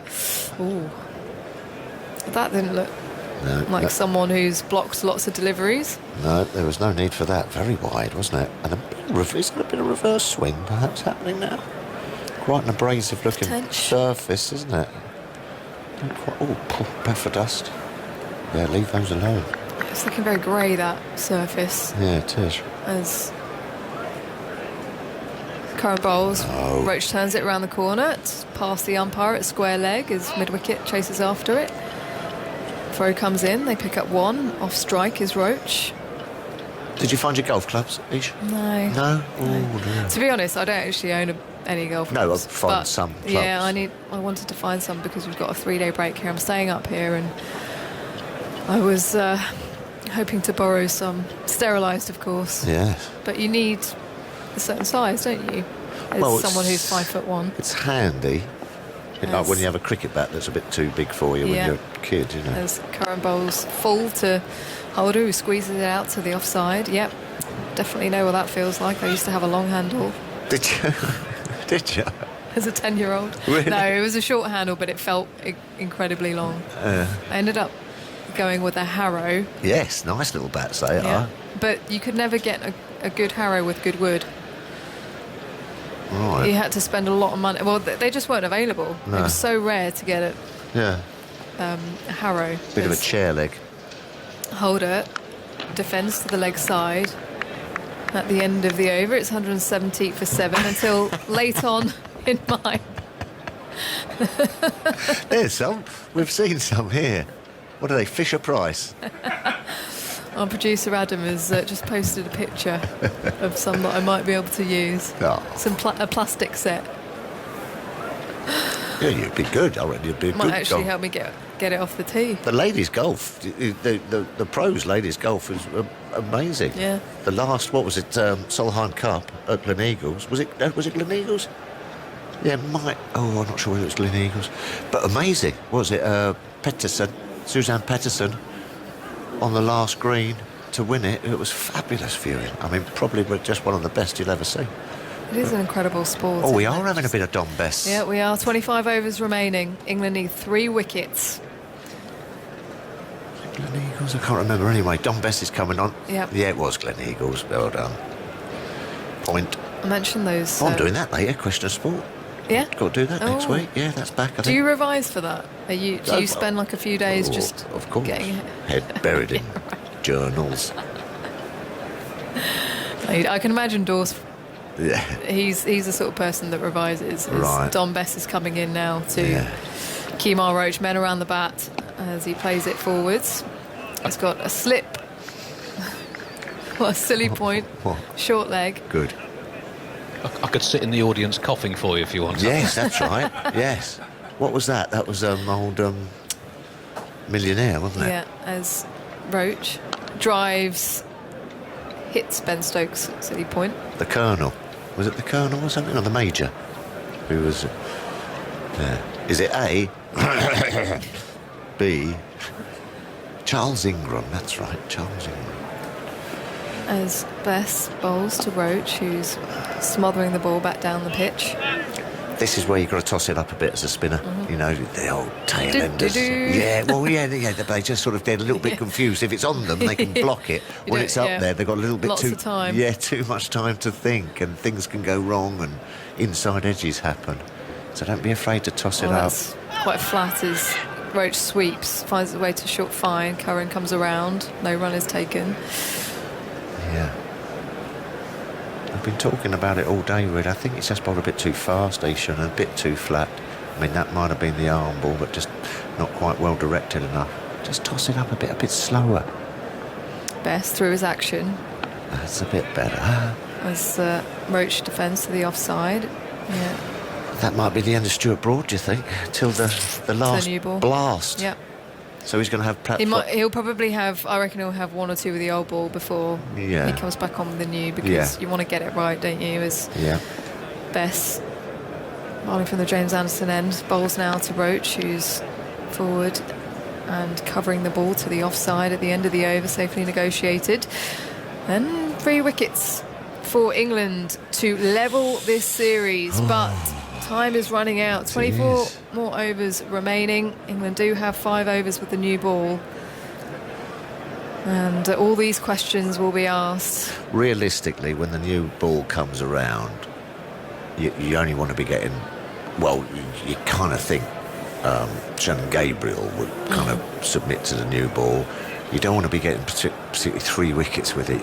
2 Yeah. would be nice. So England need to get Well, one more. 2 wickets in 5 overs. Yeah, with the new pill, you might just fancy that. That's but you why I don't- thought they might go for... They might declare maybe 3 overs earlier and have Well, 8 we overs with said the new this. ball. Yeah, we did say this. Very difficult, very different, sitting up here when you haven't got all those connotations going on in your head. But a little bit of Ben Stokes. And when you've got a fella who's about 6'10" on a flattish, sort of slow pitch, the ball not doing much and soft, it's very difficult to try and sort of force him back. That's where Jason Holder's got the upper hand on this seam bowling attack. You know. The battle of the all-rounders continues. Ben Stokes, he's had a fabulous test match. Here he comes now. The talisman, what can he do? He's running away from us towards Jason Holder. He bowls. Holder off the back foot, punching. Point dives to his left to stop the ball. Don Bess in there as no run is taken. Yeah, it's difficult to rush him, isn't it? Difficult to sort of get anything around his rib cage and sort of like, "Wah," and sort of throw his hands at it. He did have a go in that first innings at Southampton. He bowled a short ball, which... Hooked it, yeah. Yeah, Jason Holder Might be doing that now, went wouldn't you after. think? No. Well, sometimes if you're a compulsive hooker, Well, you might do. might be the ego coming into play as Holder is backing across and defending to the offside. A good length delivery on off stump. Man's just gone out to deep point. He's got a deep backward square and fine leg on the boundary as the ball gets tossed between the fielders. No, he looks like he is, what's the word? Encamped. Yeah. He's not... Well, there's so much on the line. Yeah, Wisdom Trophy on the line. yeah. He's not going to be... I don't think he's going to be taking on the pull or hook shot. Bat hovering Holder as he works it past short leg out to the deep mid-wicket boundary. He'll push the 1 and come back comfortably for the 2 as Wokes comes around to his left, collects it with his right arm and his right hand and throws it in. And a shake of the head from Ben Stokes. Yeah, that ball's gone soft. You can just tell by his expression. No kick or zip off the pitch. He'll find something. Well, he usually He will does. find something, Yeah, Ben he- Stokes. yeah. If you're just tuning in, there was an over where he got the breakthrough as he pushes away now, Stokes. towards Holder. Bowls short, it goes through, and Holder allows it to pass. That was the tester. It's probably a bit too short in the end, and down the leg side. Yeah. But Stokes was bowling from the James Anderson end. He was in amongst his 11-over spell. He didn't have anyone down the ground at mid-off and mid-on. The ball was played back past him. He sprinted after it. He sprinted to the boundary. With all his effort, he manages to stop it from going for 4 as he bowls now to Holder, who leaves outside the off stump. And then a few balls later, he gets the breakthrough of Jermaine Blackwood. Did it go for 4? No, it didn't. Did they run 4? Oh, did it? Oh, did it? I think it was signalled. I was watching it on the TV screen it was with no sound. As 4. It was signalled as 4. All that effort, he could have Oh. just... Oh, no. But if he'd saved the 3, then maybe the wicket wouldn't have fallen. So good tactics from the lad. No need to run, though. No need to do all the running after it. They were tied out, weren't they? As Holder drives That was close. inside part of the bat as he comes through for the 1. At the end of the over, Jason Holder will retain the strike. 23 overs then remaining, and England need 3 wickets. Will they be able to do it? Phil Tufnell, a few more words from you, and then it will be Jonathan Agnew. Well, it's getting closer and closer. Every over ticking by puts a little bit more pressure on this England side. You start getting a bit tense in the field as well when you're looking for wickets and they're not coming. So it's not just the batsman. Agar's afternoon. Just nicked the strike there, didn't I he? know. I don't think they were quite aware of that. So a little push and run, and the single taken. There's still plenty of time here. Still 23 overs to go. Yeah, it's a lot. Lights okay, the floodlights are off. Blue sky, more or less blue sky anyway in the distance. Cloud as well. It could be a lot worse. And Holder resisting determinedly. He's waiting for best from that far end. Tousley haired, he bowls one that doesn't really turn very much, takes the outside part of the bat and runs down for Stokes to field, coming out of slip. So 3 wickets for England to win. Roach at the other end, and not much resistance waiting below us. That's what they'll have in their mind. Alzarri Joseph, that little excitable night watchman innings we saw earlier in the game. Best moves in bowls, and Holder drives beautifully for 4. Out through extra cover. Silence, of course, as the ball pursued, I suspect, by Sibley in the distance, all the way down to the boundary. He's going to fetch it and throw it back himself. And Holder, meanwhile, just paws at the ground with his right boot and waits for everyone to return to normal. Best blows into his right hand. He spins himself a couple of catches, walks in. What's Holder going to do this time? Oh, he's gone for a big hit. Oh. And I mean a really big hit, straight down the ground, 6 into the seats of the pavilion. Well, that was unexpected. Yeah. I mean, there's lots of ways to save a test match. But my word, he's just smashed Bess over his head for 6. And now Stuart Broad he's got to get over the advertising hoardings and go and find the ball that has actually happily it's rolled down the seats there, the terracing, if you like, so you can pick it up quite easily. But there's no one to throw the ball back. What a shame. That would have scattered the members. That would have been quite exciting, wouldn't it? Because there would have been a few people there diving for cover under normal circumstances. Oh, it would have looked a bit silly if he'd have got a little top edge on that or something, gone straight up. Yeah. I wasn't expecting that. No. 183 for 7. Holder's on 35 now from 60 balls. Best moves in bowls to him. Oh, catch it, they shout as that pops up into the leg side, but past Pope at short leg. And Don Bess, there's a touch of the Andy Zaltzman's about his hair now, isn't there? I suspect that began life about 6 weeks ago. It's quite a trendy haircut. And he comes from the far end over the wicket. Bowls a very quick one. It's gone straight through. It's bowled him. And that was a much quicker ball. And it's fizzed straight through Holder's defence. And he can't believe it. And he's walking off now. Well, they're going to need something to drag him off the field, I think. But that just, well, it was a quick ball, as we called it. And just went straight through. Interesting to see if it turned or not at the same time. It did a bit, just enough. Went through bat and pad. And that, you imagine, is the match-winning wicket. Because there's not much below. Didn't Don Bess enjoy that? Yes, Got he the did. length right, as you say. He's been just a shade too full with his lengths for me, but got that length right, got that good fizz and dip on it. The gate was left open by Jason Holder, and Don Bess rushed through it. It was a great delivery. What England needed, they'll feel now they're really in this game. With that quick ball. I mean, he bowls quite Yeah. flat anyway. Yes, he does But bowl that one, flat. he really... Yeah. Oh, it was seriously. Yeah, he needed that, Don Bess, as well. You could just see that he Yes. was feeling a little bit low in himself. You could tell by his reaction. Now, this will be interesting. Azari Joseph to the spinner. Well, it will. Out he comes. He's got his arm guard on. The Archangel will be strapping up as well down Yes, there. well, we Should don't mind that. No, we don't. We're not expecting much resistance from him. Great delivery. I'm delighted for Don Bess there, because I could just see him as a spinner. You're in the 4th innings and you haven't got a wicket, haven't made the breakthrough, and to do it in that style was an absolute beauty. Absolute beauty, and that's what's there in this pitch.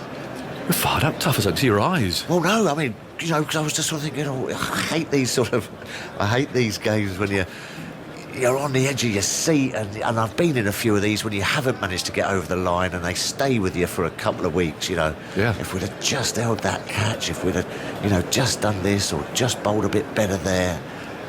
So, you know, and it's going to set it up beautifully. Well, it will. Yeah. Going to set it up, absolutely. Friday. Yeah. The deciding test match. Well, all being well, but that did turn, hit the middle stump. But it was that speed, too, that he bowled it, really. That's the length, John. It's Fizzing the it length. through. Yeah. It's the length that he's got right there. He's been too full all game, and he's just got that length perfect. Long shadows now across Old Trafford as Joseph prepares to face Bess. There's 3 men around the back, plus the keeper. Down they Bowled. go. Ooh. Joseph's forward, Yeah. runs away down into the gully, bit of uncertainty there between the 2 batsmen about that run.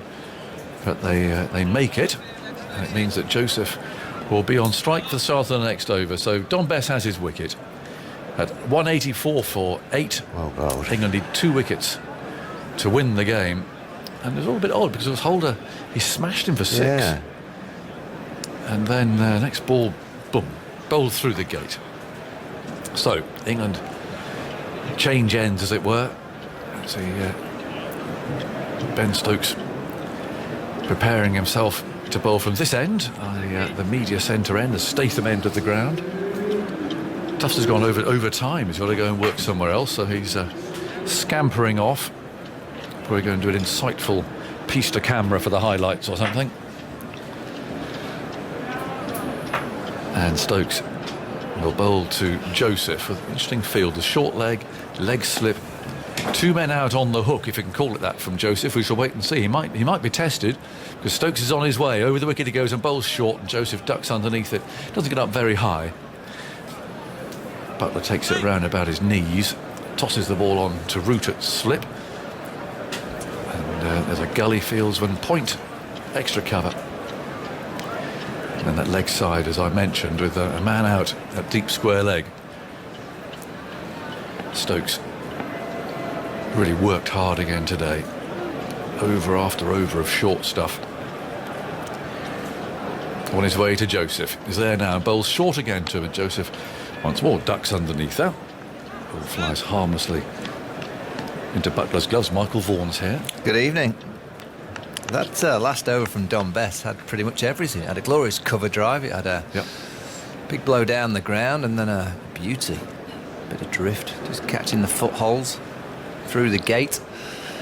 Jason Holder couldn't believe it. No, he really couldn't. I reckon if he sees it again, he could have played it a lot better. I don't think he smothered it anywhere near. Nice big gate, wasn't there? Yeah, I don't think he didn't get forward with his hands. Straight through it. Stokes runs up, bowls to Joseph, ball thumps into his pad. And Pope strides in from short leg to pick the ball up, toss it away to Sam Curran, who gets to work with a handkerchief, by the look of it, a white rag that he pulled out of his pocket. And he's rubbing that ball on the back of his trousers. Do you think that white rag might be his headband? Ah, actually could be, you're right. Oh, with the sweat on it, still. Just a thought. That's a very good thought. Stokes over the wicket, bowls, and again, short of a length. Ball climbs up and hits Joseph round about the thigh pad. And again, Pope can come up and field. Yes, it's a little sort of reservoir of sweat. I mean, it's a disgusting thought, but I suppose if you are wearing a a headband, and they're very in at the moment. Look at the tape on Alzari Joseph's elbow. Look at the black and white tape. Not seen that before. Well, he's over his battle. I think he fancies himself as a batsman, this fellow. He's only played a few shots as night watchman. Stokes bowls very full, and look at that, an immaculate straight drive. Wow. The ball was pitched up, it was full and straight, and he's just absolutely met it with the straightest of bats. Lovely shot. Well, he aligns nicely. Little trigger. Gets in a good position. Uses the top end gloriously. Gets that weight transferred back towards the ball. And you think he's had a bouncer or two, and he's got under the bouncers nicely. It's always the challenge of a tail ender. Can you get back into a full of length delivery? Well, that was perfection. Yep. Stokes won't be very pleased. He runs in and bowls full. He's driven again, but doesn't time this. And Stokes flicks that underhand. In fact, he's flicked it so wildly that he's given away a run. That flew past Butler. I was a bit surprised to see it, I think. Ended up at fine leg. One of those underhand. If you remember, I was a bit cruel mentioning this, but if you remember Geoffrey Boycott's ruthless running out of Derek Randall at Trent Bridge in 1977, it was the same sort of underhand flick that Jeff Thompson used. He was the bowler, and it was the most incredible casual backhand flick like that to run poor old Derek out by yards. That was 43 years ago. Well, it was. 43 years. God, it's like it was yesterday. Boycott scored 100. Actually, it was a 98th first-class 100. It set him up for his 100th. Now, Bess again spins himself a catch or two, and is coming in now and bowling, and there's an appeal for leg before wicket. Semi-confident. I wouldn't say he's any more than semi-confident. As the batsman there sort of lobbed half forward. Where's Joe Root? He's not around. Is it mid-off? Is it mid-off? Yeah. Oh, I think he's going to review it, is it? Yes, he is. Well, they've got two left. Yeah. May as well. I mean, he just TV umpire. He prodded half forward to be straight, though, I Review guess. for LBW, the original decision is not out. Listen to Richard See the front Kettlebrook. foot first, please. I don't imagine it'll be a no ball. I don't understand why he didn't play a Thank shot you, at fair it. delivery. There's been no shot played. Well, this could be the key factor to this. No shot played. Okay, clearly no shot played, so Well- we'll go to ball tracking when ready. Where's leg stump involved in this, I wonder? It did turn, and we can see off stump from the replay. Let's have a look. He's prodding forward, and wicket's missing leg stump. It's not a bad Outside effort off, to shoulder impacting arms line, and wickets is missing. to a pretty straight ball. It doesn't turn very much, so it's missing leg. He knew how much it was bouncing. You don't see that very often. I think they're probably right to review that, but they didn't get an umpire's call out of it. That was most unusual. But I think Joseph's that sort of batsman. Bess again is very long, tufty hair, comes in and bowls to Joseph. That turns, catch it, they shout. Another appeal for a catch, and up goes the finger, and Joseph immediately reviews it. So he doesn't think he's got anything TV on this. umpire to director. Player review for court. The original decision is out. Well, it's all See happening. the front foot first, please. He's been busy, Richard Kettlebrook, the third umpire. Well, he hasn't has. Well, England's body language, are they jumping about with glee? No, I mean, Alzari Joseph reviewed it Thank you, straight that's away. a fair Which delivery. is generally an You can move on to indication. front on spin vision, I please. don't always trust tail enders, though. No. Well, let's have a look. And we're keep that watching rolling now, through, nice and please. close. Keep that rolling That's through. nowhere near it, I don't think, is it? Okay, I'm going to need to see ultra edge when available on this, please. I don't think it's anywhere near this. It certainly hits the flap of the pad. Nowhere near. And then thigh pad. I think he's missed Keep that that by rolling miles. through, please. Keep that rolling through. Keep that rolling through. There's a clear gap between bat and ball. Just keep it rolling through, please, to make sure it doesn't clip the glove on the way through. England have given up. They've resumed their positions. Okay, clearly no bat involved, so the decision on court is not out, but I'm going to have to check the LBW as well, please. Oh, of course. And starting with the original decision of not out. That's spinning down the leg side, I would suggest. Okay, pitching outside off, impact in line. I think the umpires generally have had two good games. That's quite a poor decision, actually. Yeah, that's a long way off, isn't Joe, it? return your decision, you're on camera now. That's a poor one. Long day, long match, and everyone makes mistakes. So that was not a good decision. 189 for 8, so Bess continues. Some pressure on Joseph, though. How's he going to respond? Well, he's on the front foot, driving into the offside. And there's no run. And the sun is back with us. It's not a warm sun, but at least it's here. We've got the shadow of the pylon reaching across the ground. Shame it wasn't here on the third day, isn't it? Here's Bess again. Oh, he's gone for a swipe. Thought it was coming. And he's heaved this down the ground to Stuart Broad, lurking on the edge of the shadow. It's a semi-long on, I'd call that. So not all the way back. Just leaving enough of a tempter for Joseph to try and hit over the top. Bess again moves in, bowls to Roach, who plays that, smothers it, and plays that away into the offside. Brace yourselves on long wave, because the shipping forecast is on the way after this ball, I think. Yes, there's one more ball to go, so then off and find out what's happening on the high seas. As Bess over the wicket comes in, bowls, and that's very comfortably played by Roach. Commentary continues on 5 Live Sports Extra. That's on digital radio and via the BBC Sounds app, of course. But as promised, here comes the shipping forecast for our long wave listeners. 190 for 8. England need 2 wickets. The overs remaining is 20, so there's lots of time. Hour and a quarter, I guess that works out as, if we're talking in hours and minutes rather than just overs. But of course, overs is the determining factor these days. Yeah, 5 of those are with the second new ball if they get to that. Yes. So England have got plenty of time. I want to wrap it up quickly though. Stokes on his way, and he's bowling to Joseph. Oh, good ball that.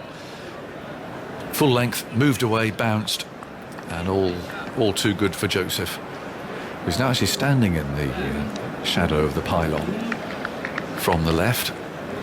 Just on the Sam Curran headband potentially being in the pocket, and that's a semi-tactic that you would use in these times. Well, perhaps you'd have sweat on the ball. Well, if everybody wore a sweatband and they all put them in the pockets, you'd have sort of a store, wouldn't you? But then, I don't know if you can do that socially distanced with other people's sweat or not. There's a bouncer, and batsman ducks underneath that. So just your headband, you make sure that you sweat obviously when you bowl, and then you put the sweaty one in the pocket, and that's your chance to put a bit on the ball. It's like a squirrel with his nuts. Store it away for later, don't you? Absolutely. 190 for 8. Stokes has got a shadow extending to his right now as he turns. Broad's has called for a sun hat there, so he's at mid-on. As Stokes moves in, bowls full, a slower ball that, and has driven hard into the offside. I don't think it'll go for 4. He didn't time it particularly. 71 miles an hour, that, so noticeably a slower ball. And Joseph moves to 9. Yeah, I think that's good from Ben Stokes. Tail enders, it's very pace. Offer them a few juicy ones, you know that they're going to take the carrot. It's very well groomed these days, Ben, doesn't he? Not quite as, perhaps not quite as thin as he used to. He's found the magic elixir. Off he goes over the wicket, bowls, and it's fended away. The peel for leg before wicket from behind the stumps, and nothing from Stokes. What do you mean groomed? Well, there's a lot of it. It looks more like a lion's mane these days. There's a lot of them, isn't it? Chris Wokes, he's got a good head of hair. The skipper himself, Joe Root. Yeah. Jimmy Anderson, that's nice and thick. Jimmy's, it's also had a bit of a colour change, I've noticed. It's certainly darker. Yeah, just a bit of Grecian on there. Yeah, why not? All sorts of curious hairdos, because of course there's a total lack of a barber, as we know. So there's been some imagination shown. 192 for 8. Stokes strides out, moves in, bowls to Joseph, who gets an inside edge. The ball runs back towards his stumps, doesn't actually hit them. And Stokes has a smile on his face as Pope picks the ball up. 2 wickets for England to win. I do think Alzarri Joseph, in time, if he plays a lot more, he will have a few nice scores in Test cricket. I think he shapes quite well. It's obviously one of the reasons he bats down the bottom, maybe concentration and shot selection. That's why you end up batting down at number 10. But in terms of alignment, everything that's going for him, he shapes up okay. Welcome back to our long wave listeners. You haven't missed a great deal. Certainly no wickets as Stokes comes in, bowls, and that's caught at point. And Stokes strikes again, bowling a full length, and Joseph has simply sliced that straight to Bess, fielding at point. A firm catch. And now West Indies are 9 down, and there's only the Archangel to save them, and I think that's unlikely. Well, I said he was shaping up okay, and then that's a typical tail ender that sees a half volley. Full credit to Ben Stokes. You go back to earlier in the over where he bowled that half volley slower ball and he put it through the covers for a couple. Well, that was a similar length but a bit quicker, and he was late on it. That's why it went square of the wicket in the air to Dom Bess. It only just stuck in to Dom Bess's hands. Alzarri Joseph with a long walk off. He's a slow walker off for his Alzarri. Well, so I think he rates himself as a batsman. Yeah, I do think in time he will get a few test runs. You know, he shapes up okay. It's just picking the right balls to try and whack. Doesn't seem to pick the right ones at the minute, but in terms of alignment, bat lift, head position, it's not too bad, and I think he'll have a bit of a time where he gets a few runs. See Dom Bess there, he's... I think he took that nicely. It's that horrible height. Fingers up, fingers down, and it went quite flat and firmly at him. Here's your pal. Here he comes. Well, I'm not sure if we'll see Shannon Gabriel in the next test, because he's just about... I think he's blown his stack, really, in these 2 games. Because if you just look beyond the hotel there, a new crane has arrived to get him out of bed in the morning. Poor chap. I mean, he has given it everything, hasn't he? So I suspect this might be the last we see of him for a little while. But he's wandering out. I think we'll see Rakeem Cornwall, the off-spinner. He's been doing a lot of bowling. He has. It's one of the slowest appearances at the crease I can remember, and Gabriel's finally got there. He's heading off to the non-striker's end, so he's still got a bit of a distance to go, because that was the last ball of Stokes' over. At 192 for 9, England need 1 wicket. It's been a good last 10 minutes for Dom Bess with the wicket, a good catch. Can he finish the test match with a second wicket? He's not had an easy day, he's not bowled brilliantly, but if you pick up a couple at the end. In goes Bess. Bowls down the leg side it goes. It's missing Jos Buttler's gloves. It'll roll down towards the boundary below us here. Has it gone for 4? We can't see because of the camera gantry, but leg byes have been indicated. They took 2 of them. Yeah, just a slight worry for the West Indies that there was 3 there. And Kemar Roach is going to try and keep the strike to make sure that Shannon Gabriel doesn't get on strike. It's going to be quite an effort for the next 15 to 17 overs, whatever's left. Best bowls, and Roach groups at that. Goes past the outside edge, but they whip the bails off, actually. How many overs left? 18? Oh, loads, yes. And there's they need 118 to win. That overs left has vanished off that scoreboard for some reason. There's the next one, pushed away towards short leg. 194 for 9. I think it is 18 and a half left. There it is, I found it. Bottom left-hand corner. 18 and a half overs. Best moves in. Bowls to Roach. It's edged, but lands just in front of Stokes at slip. Didn't quite carry. He's been better, hasn't he, Dom Bess, from the Jimmy Anderson end? Yes, a bit more shape, a bit more dip. Just getting his line better as well, just outside that off stump. A bit more there for him in terms of rough. 194 for 9. Best strides in from the far end and bowls in the sunshine. And again, Roach leans on it, pushes it out to extra cover. I think Gabriel might be getting a little bit anxious. There's 1 ball to go, and he's got Ben Stokes at slip, loose, ready, fired up to finish things off. And that one turned very sharply, took the glove, and runs away harmlessly. Just Pope it forward short leg to end the over. And Stokes is already walking to his mark. And it'll be him versus Gabriel. And the odds, I think, stacked pretty firmly in Stokes' favour. The 2 batsmen have a conference. I'm not sure how you'd brief Shannon Gabriel at the start of an innings. Is there anything that you'd necessarily hand on to him at this stage? Just advise him, you know, on the end of the bat to be holding, just so he knows. So fairly basic stuff. Yeah, and no, there's not a great deal you can tell him. So just, I don't know, watch the ball. Always helps. What are you giving him? I'm not giving him a lot of chance. No. Over 5 balls. The way he takes guard is extraordinary. They did that there with his bat at a very strange angle. So goodness, what he's standing on, I don't know, but it looks to be outside off stump at the moment. In goes Stokes, and he bowls to Gabriel, who gets very nicely into line. There's nothing wrong with that. And plays that defensively back to Stokes. Well, that was like one of Jeffrey's sticks of rhubarb. You love tailenders. Well, you love the fact that you know that burning inside is a desire to do something. Yeah, it's just something exciting. You want to prove that you can bat. There's only one slip there. There's quite a lot gathered on the leg side. Short leg slip.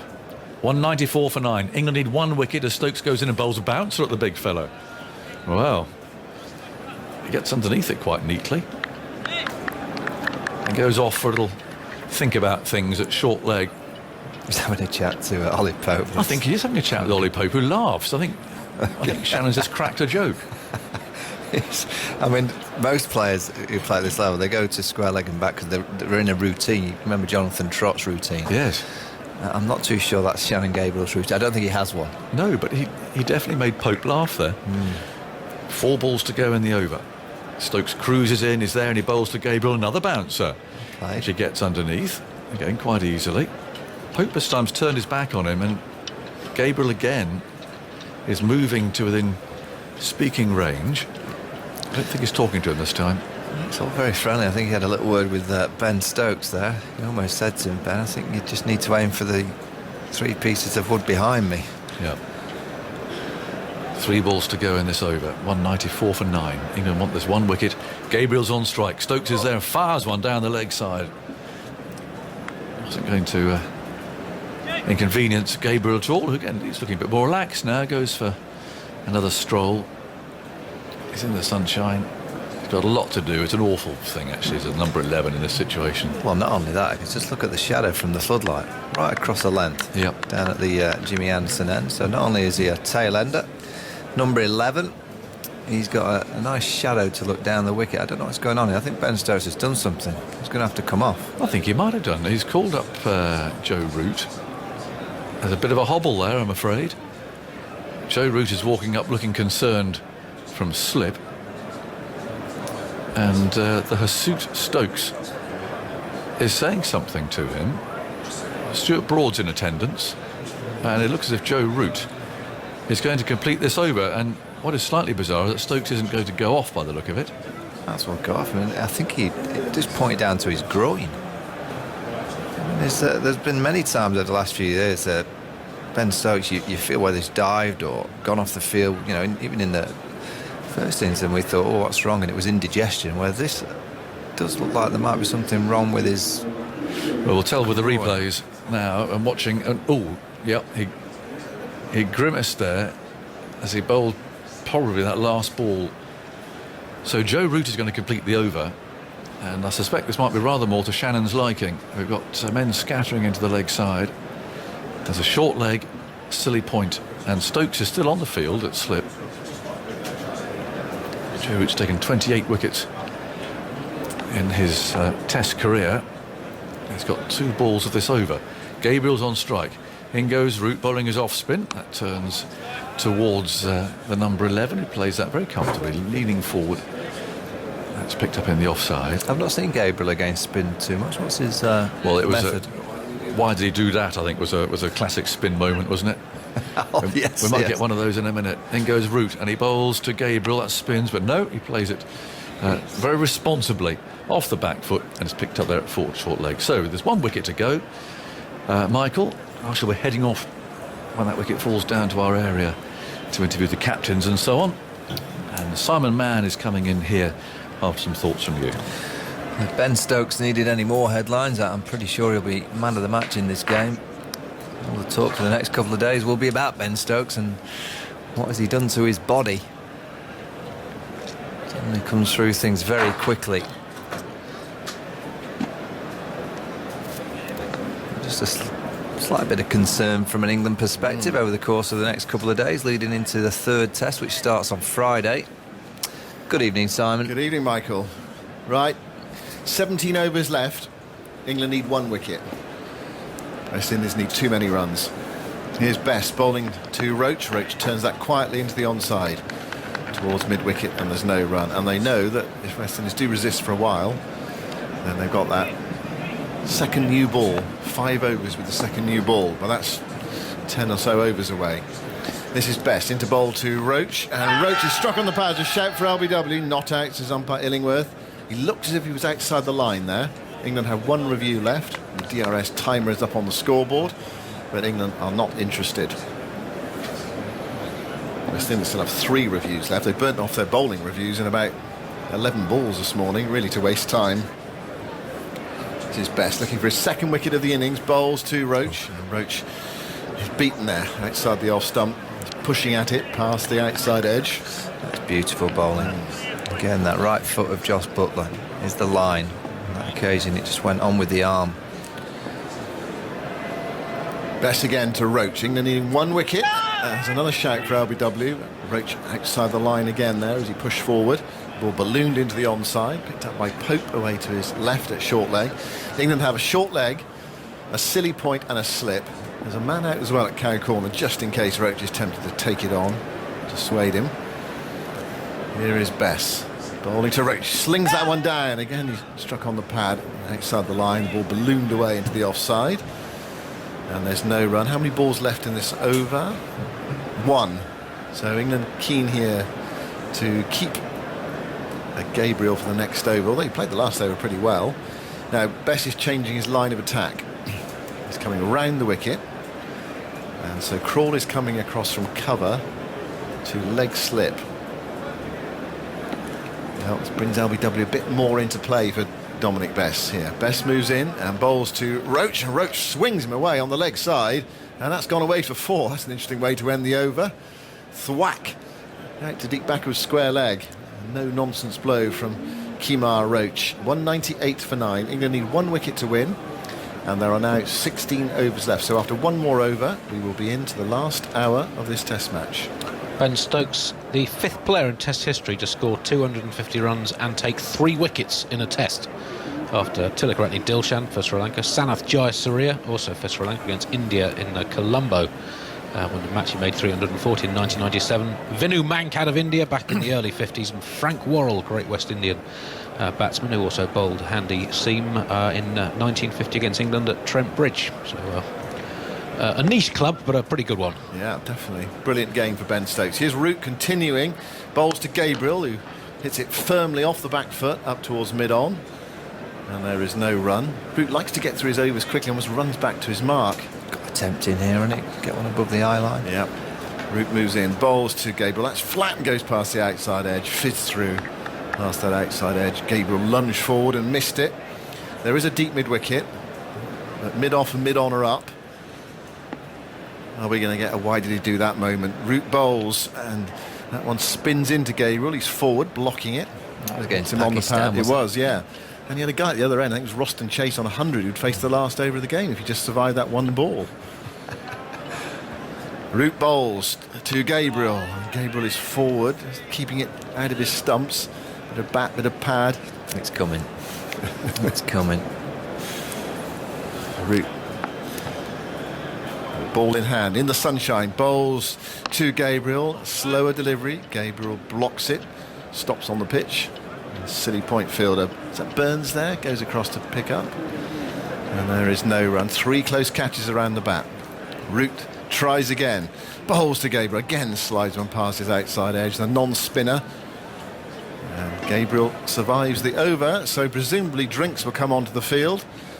Indeed they do. And we are going into the last hour of this Test match. 15 overs for West Indies to survive, or an hour's cricket. England can bowl more than 15 in the last hour. You'd think with the new ball available with 5 overs left that the seamers will be back, and it's unlikely to get through that extra over or 2. You never know. I mean, actually, if they did do that, they could whip through to a new ball very quickly, couldn't they? And get a few more overs of the new ball. But actually, you want to in this situation, you want to concentrate on every ball, don't you? You don't want to rush. You want to try to make sure every ball counts. Well, they've got 90 balls to get 1 wicket. I don't think it's going to be too long. England have been excellent this week. Very disciplined with the bat. Dom Sibley, I was amazed about the amount of kind of semi-criticism that he got for the way that he played and the attritional approach. Well, he did his job for the team, and then Ben Stokes was wonderful. You know, scoring 469, it just sets up your game. It sets the foundation up for the way that you can play the game. That allowed England to have a quiet period with the ball yesterday afternoon, then exploded with that second new ball, and then to come out and strike 120 odd in 19 overs. I know in Ben Stokes they've got an incredible cricketer that pretty much can play any situation, so they're very fortunate to have him. But they've played the game very, very, disciplined and with the right approach throughout the whole week. I guess from now until Friday, it'll be all about the conversation of who's going to keep the place, who's going to potentially come back in, should they change. When you performed like they have done and it's looked a real team effort, do you change? That'll be a question, knowing that in a few days' time they'll play a game of cricket just 2 pitches along from the one that they've played on. So this group of 11 know exactly how. I can't imagine that the pitch is going to play too much differently. And you've got 11 players that know exactly how to play on this wicket, and have had a 5-day experience on it. Is it worth changing? That'll be the conversation that the management, Joe Root, will have over the course of the next few days. But when you've got the likes of Mark Wood, Jimmy Anderson, Jofra Archer waiting in the wings, Jack Leach, is it worth bringing in a left-arm spinner with so many West Indies having, playing the game right-handed? That's probably one area I would look at. Lots of options, Simon. Yeah, the Leach for Best option is a potential one, isn't it? Yeah, definitely. Absolutely. And a sensible one. It's not, he's a young off-spinner, Don Best. He's had a tremendous day. You'll know that, but he's learning. You don't want to swap and change when you've got a young spinner. You want to give him as many test matches as possible to get used to all conditions. But when the opposing side have got so many right-handers, that would be a sensible move. Yeah. It's a tactical move, isn't it? Yeah, it's not about taking someone out necessarily because they've had a poor game. There's lots of players have poor games and come back in the next test. Sometimes batsmen get 2 low scores and get picked again and again. But you think it could be a tactical option for England, even if Best were to wrap it up here. Mind you, bowled a lovely delivery to get rid of Holder, who's perhaps freed up a bit after hitting a 4 and a 6, and he spun one through the gate.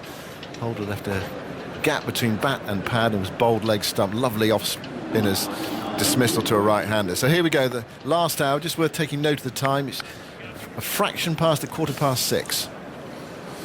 Bess bowls to Roach. Roach clips it away. Is he caught? A short leg? He is. At the second attempt by Ollie Pope. Fine catch, and England have won the match at the start of the final hour. West Indies have been bowled out for 198. And Bess takes the wicket that clinches England's victory with considerable help from Ollie Pope. It was hit firmly by Roach, and Pope at the second attempt clung on. It's 1-1. What a brilliant catch. I've just got in the chair, microphone on, and fielding a short leg.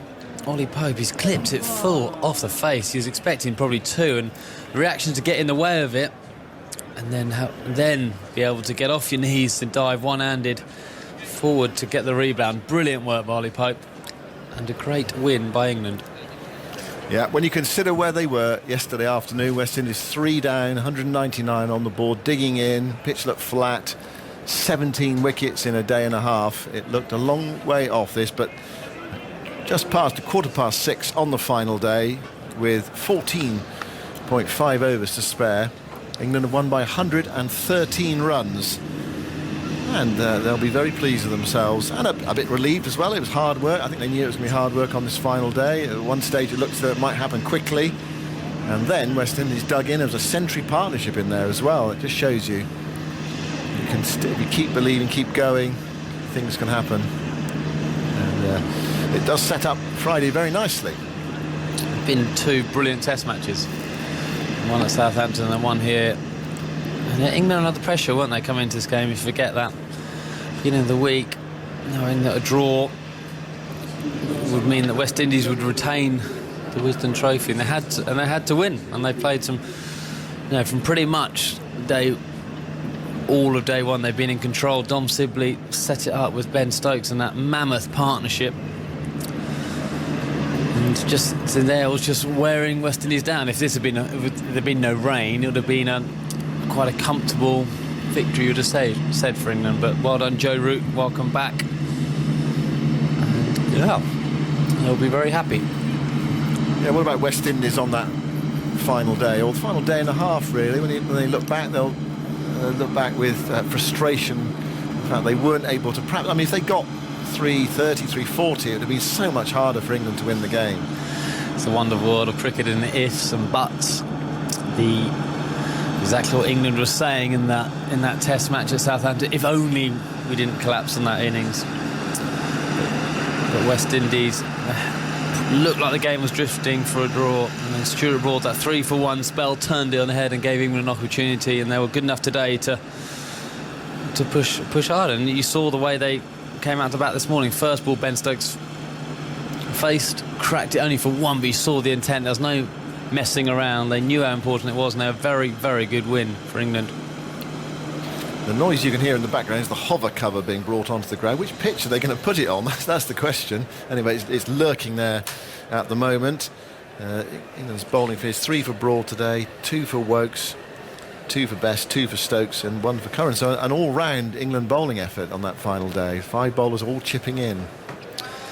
Yeah, and as Michael Vaughan was just talking about, the options that England have next on Friday is going to be, I think, going to take a lot of column inches, actually. I think it's going to be a really tough decision for the manager, unless they've explained to the players this is exactly what's happened, but it's hard to leave out many of those from this performance.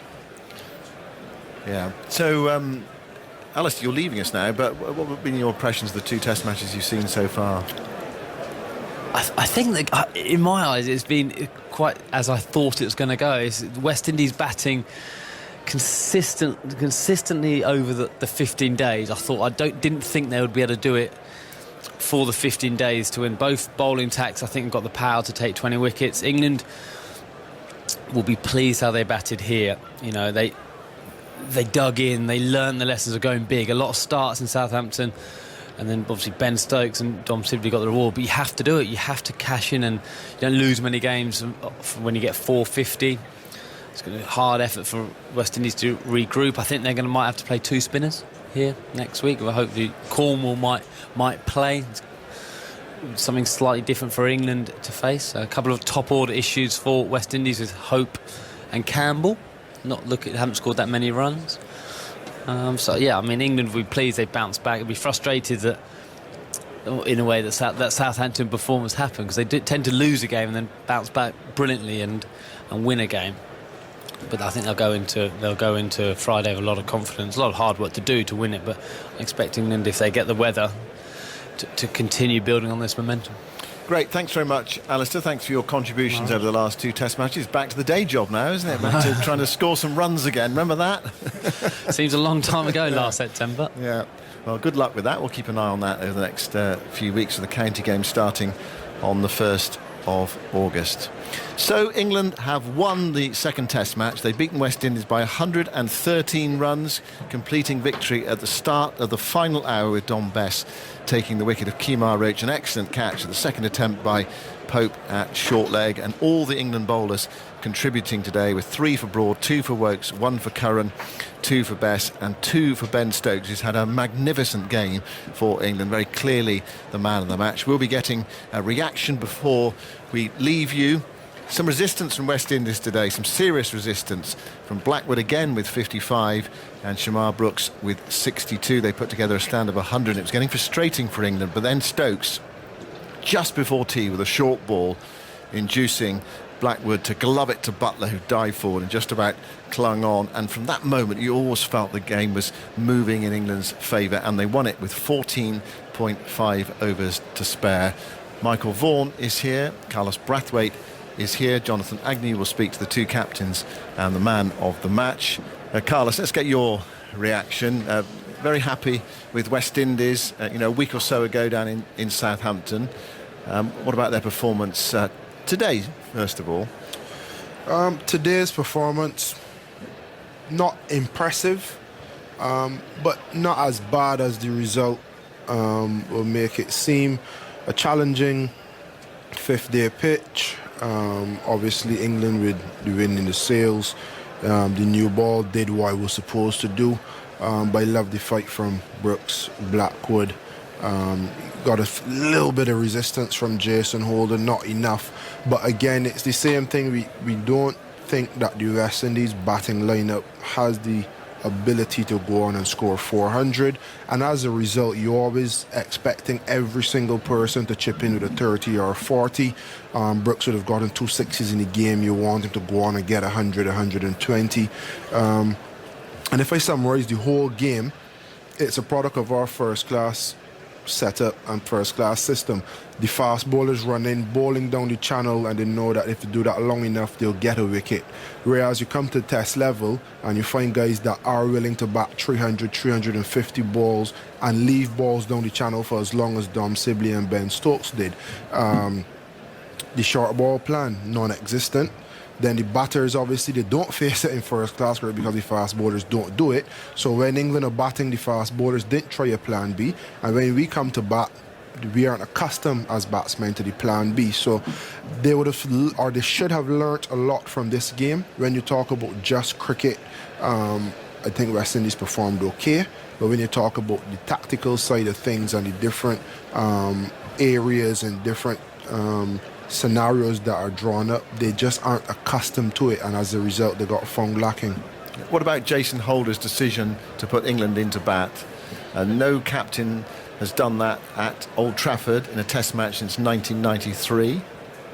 Yeah, but if you look within that team and you decide that bowling is the best thing for your team, regardless of what the stats or history say, you go with your gut, you go with your team plan. They wasted the first new ball. They didn't, as I mentioned just now, they didn't have a plan B when the ball got a bit older and when the partnership went on as it did. So just bowling first isn't the reason, and I heard Roston Chase say so in an interview. They stick by their decision. When you do decide to bowl first and you've gone against the grain, then you need to follow it up a lot better than they did. You need to bowl with our first and second new ball as on the money as you can. You need to run in and hit the deck hard. And they just didn't do that. So you can talk about the toss, or we can talk about the overall bowling performance, which was subpar. And then, I mean, you don't want to bring things down to one single incident, but you look at this morning, England come back with 219 runs lead. Ben Stokes offers a chance early doors. We take that chance. Probably giving Pope and Root the respect as international cricketers that they deserve. They could probably get them to 260, 265. And then even with them, with the West Indies being 30 odd for 3, with Brooks and Blackwood partnership 140 odd for 4 at that point, then you're looking at a situation where if these two bat past T, West Indies could look to win the game. With it being 310, then England know that you really can't win unless something drastic happens. So you have more attacking fields. You can now rotate bowlers a lot easier, knowing that the runs out of the equation and wickets are only in play. So that chance would have thrown up and offset so much dynamics in the last day's play that had it been taken, West Indies could have still been batting, just due to the fact that England would have had to be a bit more reserved in their approach with the ball. Do West Indies change things now? They kept an unchanged side for this test match. What are the options, do you think, for change? Well, they have to change something, and not just because you lose and you react, but I think Cornwall is a dead cert to start in the last test. We saw a bit of spin just to give Roston some help. And then you think about the injuries. At some point in time, Alzari Joseph went off. You saw him bowling with a sleeve on his arm. Shannon Gabriel looked a bit weary, talking about a long layoff and the drive and stuff. I'm just going to interrupt you there a moment, Carlos. Jonathan Agnew has got West Indies captain with him. I do. Towering figure of Jason Holder there. Well, Jason, how do you sum that up from a West Indian perspective? Yeah, a little disappointed the way we batted. I think credit must be given to England. I thought they played a really good cricket game. Obviously led really well by Stokesy in terms of his performances. But I guess if I'm looking back in hindsight, maybe yesterday's evening batting performance when we lost 4 or 5 wickets with a new ball, that probably really set us back. I felt if we were batting into today's play, we would have been in better stead trying to save the game or even giving ourselves a chance to win. Yeah. Any thoughts now? I know it's all hindsight, but in choosing to bowl first, they looked a bit tired and they'd already bowled a lot of overs, hadn't they, the attack? No, man. In hindsight, I'm pretty satisfied the way we went about our decision making, and more or less, that's the way cricket is played. I think we've just got to tighten up a little bit more. I thought our bowlers did a hell of a job on the surface, but in terms of our batting, I think it was a good enough surface for us to put a little bit more runs on the board. Yeah. Well, two were saying that they might have gone short for a while. That we bowled a very nice full length, but a plan B perhaps might have been a good option. Yeah, again, I mean, you could sit afterwards and say a lot of things, but I thought the bowlers, stuck to it. We did a really good job. We went past the bat quite a few times, and we challenged England batters a lot. I think Stokes and Sibley played really well in that evening to get through the spells that they had to get through. from our bowlers, I think, was credit must be given to them. I think they played really well, and I'm happy with the way our bowlers bowl. Yeah, I'm sure you're pleased at the way that the batsman did get stuck in actually in the second innings. There was no sort of capitulation, was there? Yeah, the guys really put up a good effort, but we just need to convert a few more of those starts, and more or less, just capitalising on certain moments in the game. I think if we had gone in and stayed in, probably fought through a few more spells, we were probably in a better position at the end of this game. Are you excited by the prospect of a decider starting on Friday? Yeah, definitely. 2 result-oriented games so far, all to play for in the last game. I think this is the perfect return to cricket. Right, Jason, thank you very much indeed for talking to us. I really appreciate that. Thanks. Thank you very much indeed. Michael Vaughan is up there. Well, as usual, captains don't show regrets, do they? Michael, as to things, and fair enough. I mean, he answered the question straight enough. Anything you'd add to that? No, I mean, I personally, in hindsight, I think batting first would have been the best way for the West Indies to put this England side under pressure. But I also look at yesterday when they were batting nicely, and for them to get bowled out so cheaply with that second new ball, that really was the West Indies' chance to go and bat into this morning. If they had done so, they certainly would have drawn this Test match, and the Wisden Trophy would have been heading back with Jason to the Caribbean. This kind of performance by the England side is what I expected a week ago. This is an England side that has a huge amount of talent, lots of kind of angle changes with the ball. For whatever reason, last week they didn't arrive with a bat in hand. That was the reason why they lost the Test match. And this week, those first innings runs to get 469 for Sibley to play the way that he did, Stokes to read another situation the way that he did. Those runs on the board, you always felt as soon as the England side got that amount of runs, it was always going to be difficult for the West Indies. But they did have a chance yesterday when they were playing so well. That Craig Brathwaite wicket, you look at that soft kind of wicket from around the wicket, kept in the surface and played it a little bit too square. He was playing with so much control. If he'd have gone and got the 3 figures, I'm pretty sure that the West Indies would have got something out of this Test match. And that's really where the game has been lost for the West Indies. None of their batsmen managed to go from 50 to the big hundreds. If they'd have done what Dom Sibley and Ben Stokes had done, just one of them in that first innings, they'd have got something out of this game. See Joe Root appearing, but I don't think that he'll be coming to us. There's a bit of a queuing system down here, so I think probably we'll have a little bit of a wait before the England captain comes this way, unless I get lucky and wave in the right direction. But I don't think that's going to happen now. So we'll hang on and wait. Interesting question. Ian Bishop, the old fast bowler, just went past me, and he said, "Surely England will play their best attack on Friday. What is it?" What do you think? Well, I honestly, I have no idea. I mean, I think when a team has played as well as they've played this week as a team, I think it's very risky to change that. The one area of attack I'd look at is the spin. Maybe Jack Leach comes in because of the amount of right-handers that the West Indies had. But then you've got conversations to have with Mark Wood firstly, and then Jimmy Anderson, and then Jofra Archer. All the talk will be about Jofra Archer because of obviously what he's gone through. He'll be back in the squad. England will want that extra bit of pace. And then there's obviously Jimmy Anderson. You could argue England's greatest ever seam bowler, that you might have to knock on his door and say, "I'm sorry, Jimmy, you're missing out on your home turf where you average 21 and you've got an end named after you." So I don't know which way they'll go. I personally would look at the performance this week. England have to win the Test. Whichever attack they go with, Aggers, if they bat like they've done this week, they're going to win the game. I don't have any question that if England bat like they have this week with discipline and skill, they'll get enough runs and they'll put this West Indies under pressure with any attack. But the man of the match has arrived. Let's go and interrupt you, Michael. Ben Wonder Stokes. who that is. Obviously. What a game again, Ben, for you.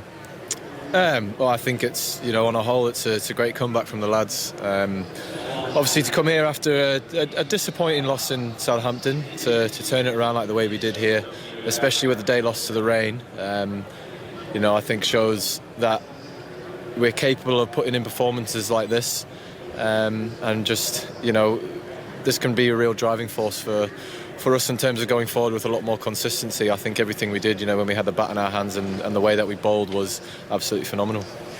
Your innings in the first innings, did you change tempo at a certain stage? What was it? I don't know, I'm completely wrong, but it looked like the plan might have been for a while. Actually, we're going to bat a bit longer than we thought we would, perhaps in going into the next day, because you had loosened up and then you changed gear again, and then, woof, 6s and 4s again. Was there a moment there where the plan did change? Is this in the first innings? In the first innings. Oh, I think it's sort of, obviously just understanding and obviously going with my gut in terms of where the game's at the moment. You know, obviously when me and Dom were at the crease for a long period of time, I felt as if, you know, it was, you know, a period where I could sort of try and put my foot down and really try and capitalise on some runs. And then obviously when we lost Sibbers, it was about sort of asserting another partnership there and, you know, getting, you know, not too carried away, but just choosing the times to do it, really. You know, not looking too far ahead, but when you look up in the scoreboard and you've got a lot of runs with a lot of wickets still in hand, it's obviously a lot easier to decide to start putting the foot down then. But yeah, I think being, you know, instinctive and everything like that, I think it's sort of easier to make decisions on how I go about it. Very patient too, Ben. I mean, by your standards, what, 356 balls for 176. I mean, actually, it'll please you, won't it? It's proper batting, proper defensive batting at times. Yeah, well, as I said, you know, it was... You don't just go out and smash it all the time. No. Playing to the situation, you know, obviously that first day there was a little bit of swing and a little bit of nip on show. So you couldn't really sort of go out and play your big booming drives, you know, on the up and stuff like that. So it's just about getting in, spending time at the crease, and obviously it's going to be a lot harder for someone else coming in. So it was just about, you know, keeping restraint and really making sure I put pressure back onto the West Indies. You've got an unusual record by your name today. Do you know what that is? No. The fastest 50 by an England opening batsman. Right. No, I mean, you got Boycott and you got Edrich, and you got... but no, you had fastest. I don't think 50 I've taken that off Cookie, have I? No, you have, surprisingly enough. You have. Oh, I mean, an unusual one. Yeah, I mean, look, obviously the situation dictated the way that we were going to play. You know, there was a few conversations last night about who was to go out there and, you know, what sort of we want to look for. And, you know, obviously me and Joss went out there to you know, try and score as many runs as we could to start off with in that period. And then obviously this morning it was just about getting as many runs as we could as quickly as possible. It's obviously a little bit difficult when all the fields spread out and stuff like that, but I think the way that we played really helped us sort of be in command of the game and sort of left the carrot dangling there for West Indies to try and chase it. But, you know, the way that we came out and bowled this morning and basically throughout the whole day was unbelievable. Every time that they sort of looked to get a partnership set, someone came on and broke it. And you know, obviously, I think the way that Broadies came back has been absolutely awesome. Wokesy as well, Sam Curran, you know, their first games in a long time. They've all put their hands up and stood up for us and have contributed to a great win. You're being dragged away by your minder, but it's a quick one. What happened? So you couldn't finish it over? Right? No, to be honest, body was just... I feel very old this Test match. I'm only 29, but yeah, just, you know, a bit of body stiffness. There's absolutely nothing to worry about. You'll be all right. I spoke to Stuart about it, to be honest, and said, look, mate, I'm just starting to get a bit tight here. What do you reckon? He just said, like, just not worth it. So off you go, Ben. Well done, man of the match. Cheers. Congratulations. Good to see you. There we are. So thankfully nothing long term there. But Ben Stokes, it's always very interesting to interview. Is Ben? But I mean, what a thinker Michael he is of that innings, wasn't he? Because he went up gears, down gears, through gears, just changing throughout his way to that 170 odd. Yeah, I mean, it just doesn't happen that, I guess. That's a lot of thought process, you know, in your mind, thinking about the situation, what the pitch is doing, what they're trying to do to get him out, the team situation, the scoreboard situation, your partner at the other end. There's lots goes into an innings like that, but you know, he's got the gears, and that's where he's so special. That we saw him in first gear for a lot of that probably first 60 or 70 runs, and then he went to second gear. He stayed in there till about 110, then he started to accelerate to that 150. In the second innings, he came out in sixth gear. He got his Ferrari out straight away and said, I'm going to smack it to all parts. That's exactly what he can do. And you know, it's all right having all those gears. It's just knowing when to use them. That's a smart cricketer, and that's what he has become in the last 2 years, a very, very smart cricketer. And one I must admit would be very frustrating to play against, because what you want really from that style of cricketer is for them to be in fifth and sixth gear all the time, because you feel you've got a chance. Here comes the England captain, and I'm going to have to ask the most important question, is whether or not any of his players are going to get a haircut in these next few days. But he's looking very pleased himself. I'm not surprised as well, because he's returned to Return to the ranks of the win, Joe. Well done. Thank you. Yeah, great week. Very pleased from the outset. We always speak about trying to get big first innings runs, and I think that's now the third time in 4 games that we've managed to do so. So we're making big progress in that department. And then we drove the game through from there. That's what I said we wanted to do at the toss, and I generally say that quite often. That's how we want to play our cricket.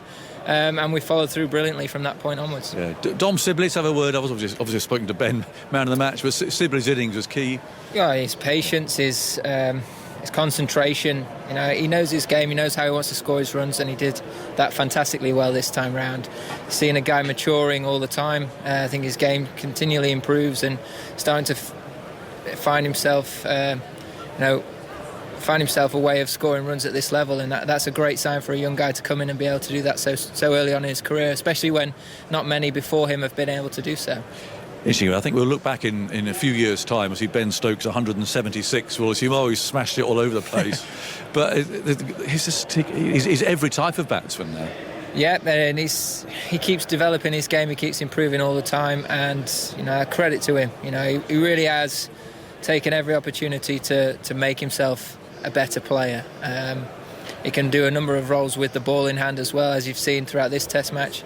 Almost been a little bit of an enforcer and trying to make things happen when there seems a very docile wicket. On occasions when that ball's got soft, he's found a way of making things happen. And with the bat, similarly, throughout the game you've seen how destructive he can be when he needs to be, and also when he needs to bat time and be a little bit more reserved to play to the situation, he can do that too.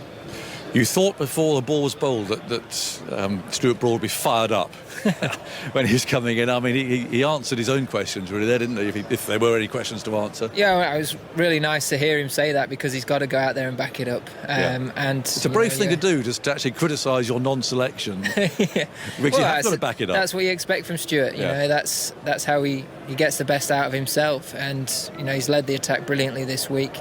There's never been any questions about his ability and what he can do out on the field, and it was always going to be a very difficult decision going into that first Test match, and for him to come in and perform as well as he has this week is fantastic, and that's exactly what you expect from a senior player that's got as many wickets as he has, is to come in and do a very professional job, and turn the game at a very crucial stage when we really needed to take some wickets for us to force a result on both innings. He managed to do so, and that's exactly what you want from your leading bowler.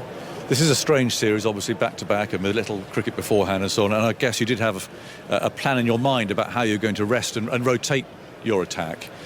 But will you play what you think is your best attack on Friday in a deciding game, or again will there be an element of rotation? And what is your best attack? Do you know what it is? I hope we can fit the attack in which we think is going to take 20 wickets on this ground and on this surface. And until we get a better idea of what that wicket looks like, we'll not really know. We'll also have to figure in how guys pull up as well.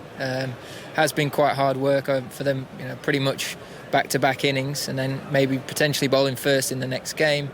We've got to look after our bowlers, and we've got to make sure that, I think in the past sometimes we've not managed them as well as we can do, and I think we've got an opportunity to do that better moving forward. It's something that we're really aware of, that we need to make sure that when guys are playing, they're 100% and they can go out and deliver whatever's required of them.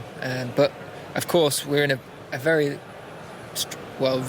fortunate position really, where there are so many brilliant options to choose from, and it's a very difficult but enjoyable headache to have when you've got a number of different guys all raring to go, fit and firing, and it's going to be an interesting selection, but one that's not a bad place to be at all. A couple of quiet days coming up. A lot of bandanas and Alice bands out there, Joe. Is there any chance of any of you going to see a barber, or is that still not allowed? Unfortunately, we're not allowed. That's part of the lockdown. It's getting to a crisis, isn't it? Well, I'm sure you'd like the option, which for all the listeners back home, there's not much on the top of Aggers' hair, but it's not an ideal situation, but you've got to make the most of it, and guys are doing what they have to do to keep the hair out their eyes and stick to the rules. So. You might have to put up with some dodgy haircuts for another week or so. Okay, good stuff. Joe, well done. Cheers, thank you. See you soon. See you on Friday. Thank you very much indeed. There we go. I don't know, showing me up again. But yes, there's a lot of long hair around. We'll see what happens on Friday. So that's all the reaction down here. I think that Simon Mann can pick things up there and take us away, Simon. Thank you very much, John. Jonathan with the big questions, as always, down there on the outfield. We've got about a minute left. Michael, does Jofra Archer play for you on Friday? I don't think he's an absolute certainty. I just look at this performance. It was so professional. Joe Root himself has just said you've got to look after the bowlers. You've got to see how they wake up. Of course, there may be an argument that they needed a bit more pace, and that would be the one element that probably a bit more pace in the attack would be the perfect attack for this kind of wicket if it's going to be the same. So I would say Jofra will probably play, but I don't think it's a guarantee because of how professional the team has played this week, and I'm always a bit wary of changing a team that has just played in such a professional sense. Other than the spinner, I just think a left-arm spinner spinning it away from the right-handed batsman would probably be a bit more attacking on this kind of wicket. OK, Michael, thank you very much indeed. We've got the best weather of the Test match now. It's perverse, isn't it? It finishes and the sun comes out. It's a lovely warm evening in Manchester. The ground staff's got some work to do as well because they've got to prepare a pitch for the next Test match. They haven't had to do that. Back-to-back Test matches at Old Trafford. They'll get to work over the next 3 days. We'll be back on Friday. 5 Live Sports Extra listeners will have second half commentary on Brighton against Newcastle next. You can watch highlights of today at the Test on BBC Two from 7 o'clock or watch at your leisure on the iPlayer. You can catch video clips now on the BBC Sport website and app. The TMS podcast will be available shortly via BBC Sounds, and there will be a Tuffers and Vaughan podcast tomorrow. We're back on air at 10:25 for the third and deciding Test on Friday. It's been an excellent series so far, and it is yet to be sorted out. Join us then on Friday. Goodbye for now.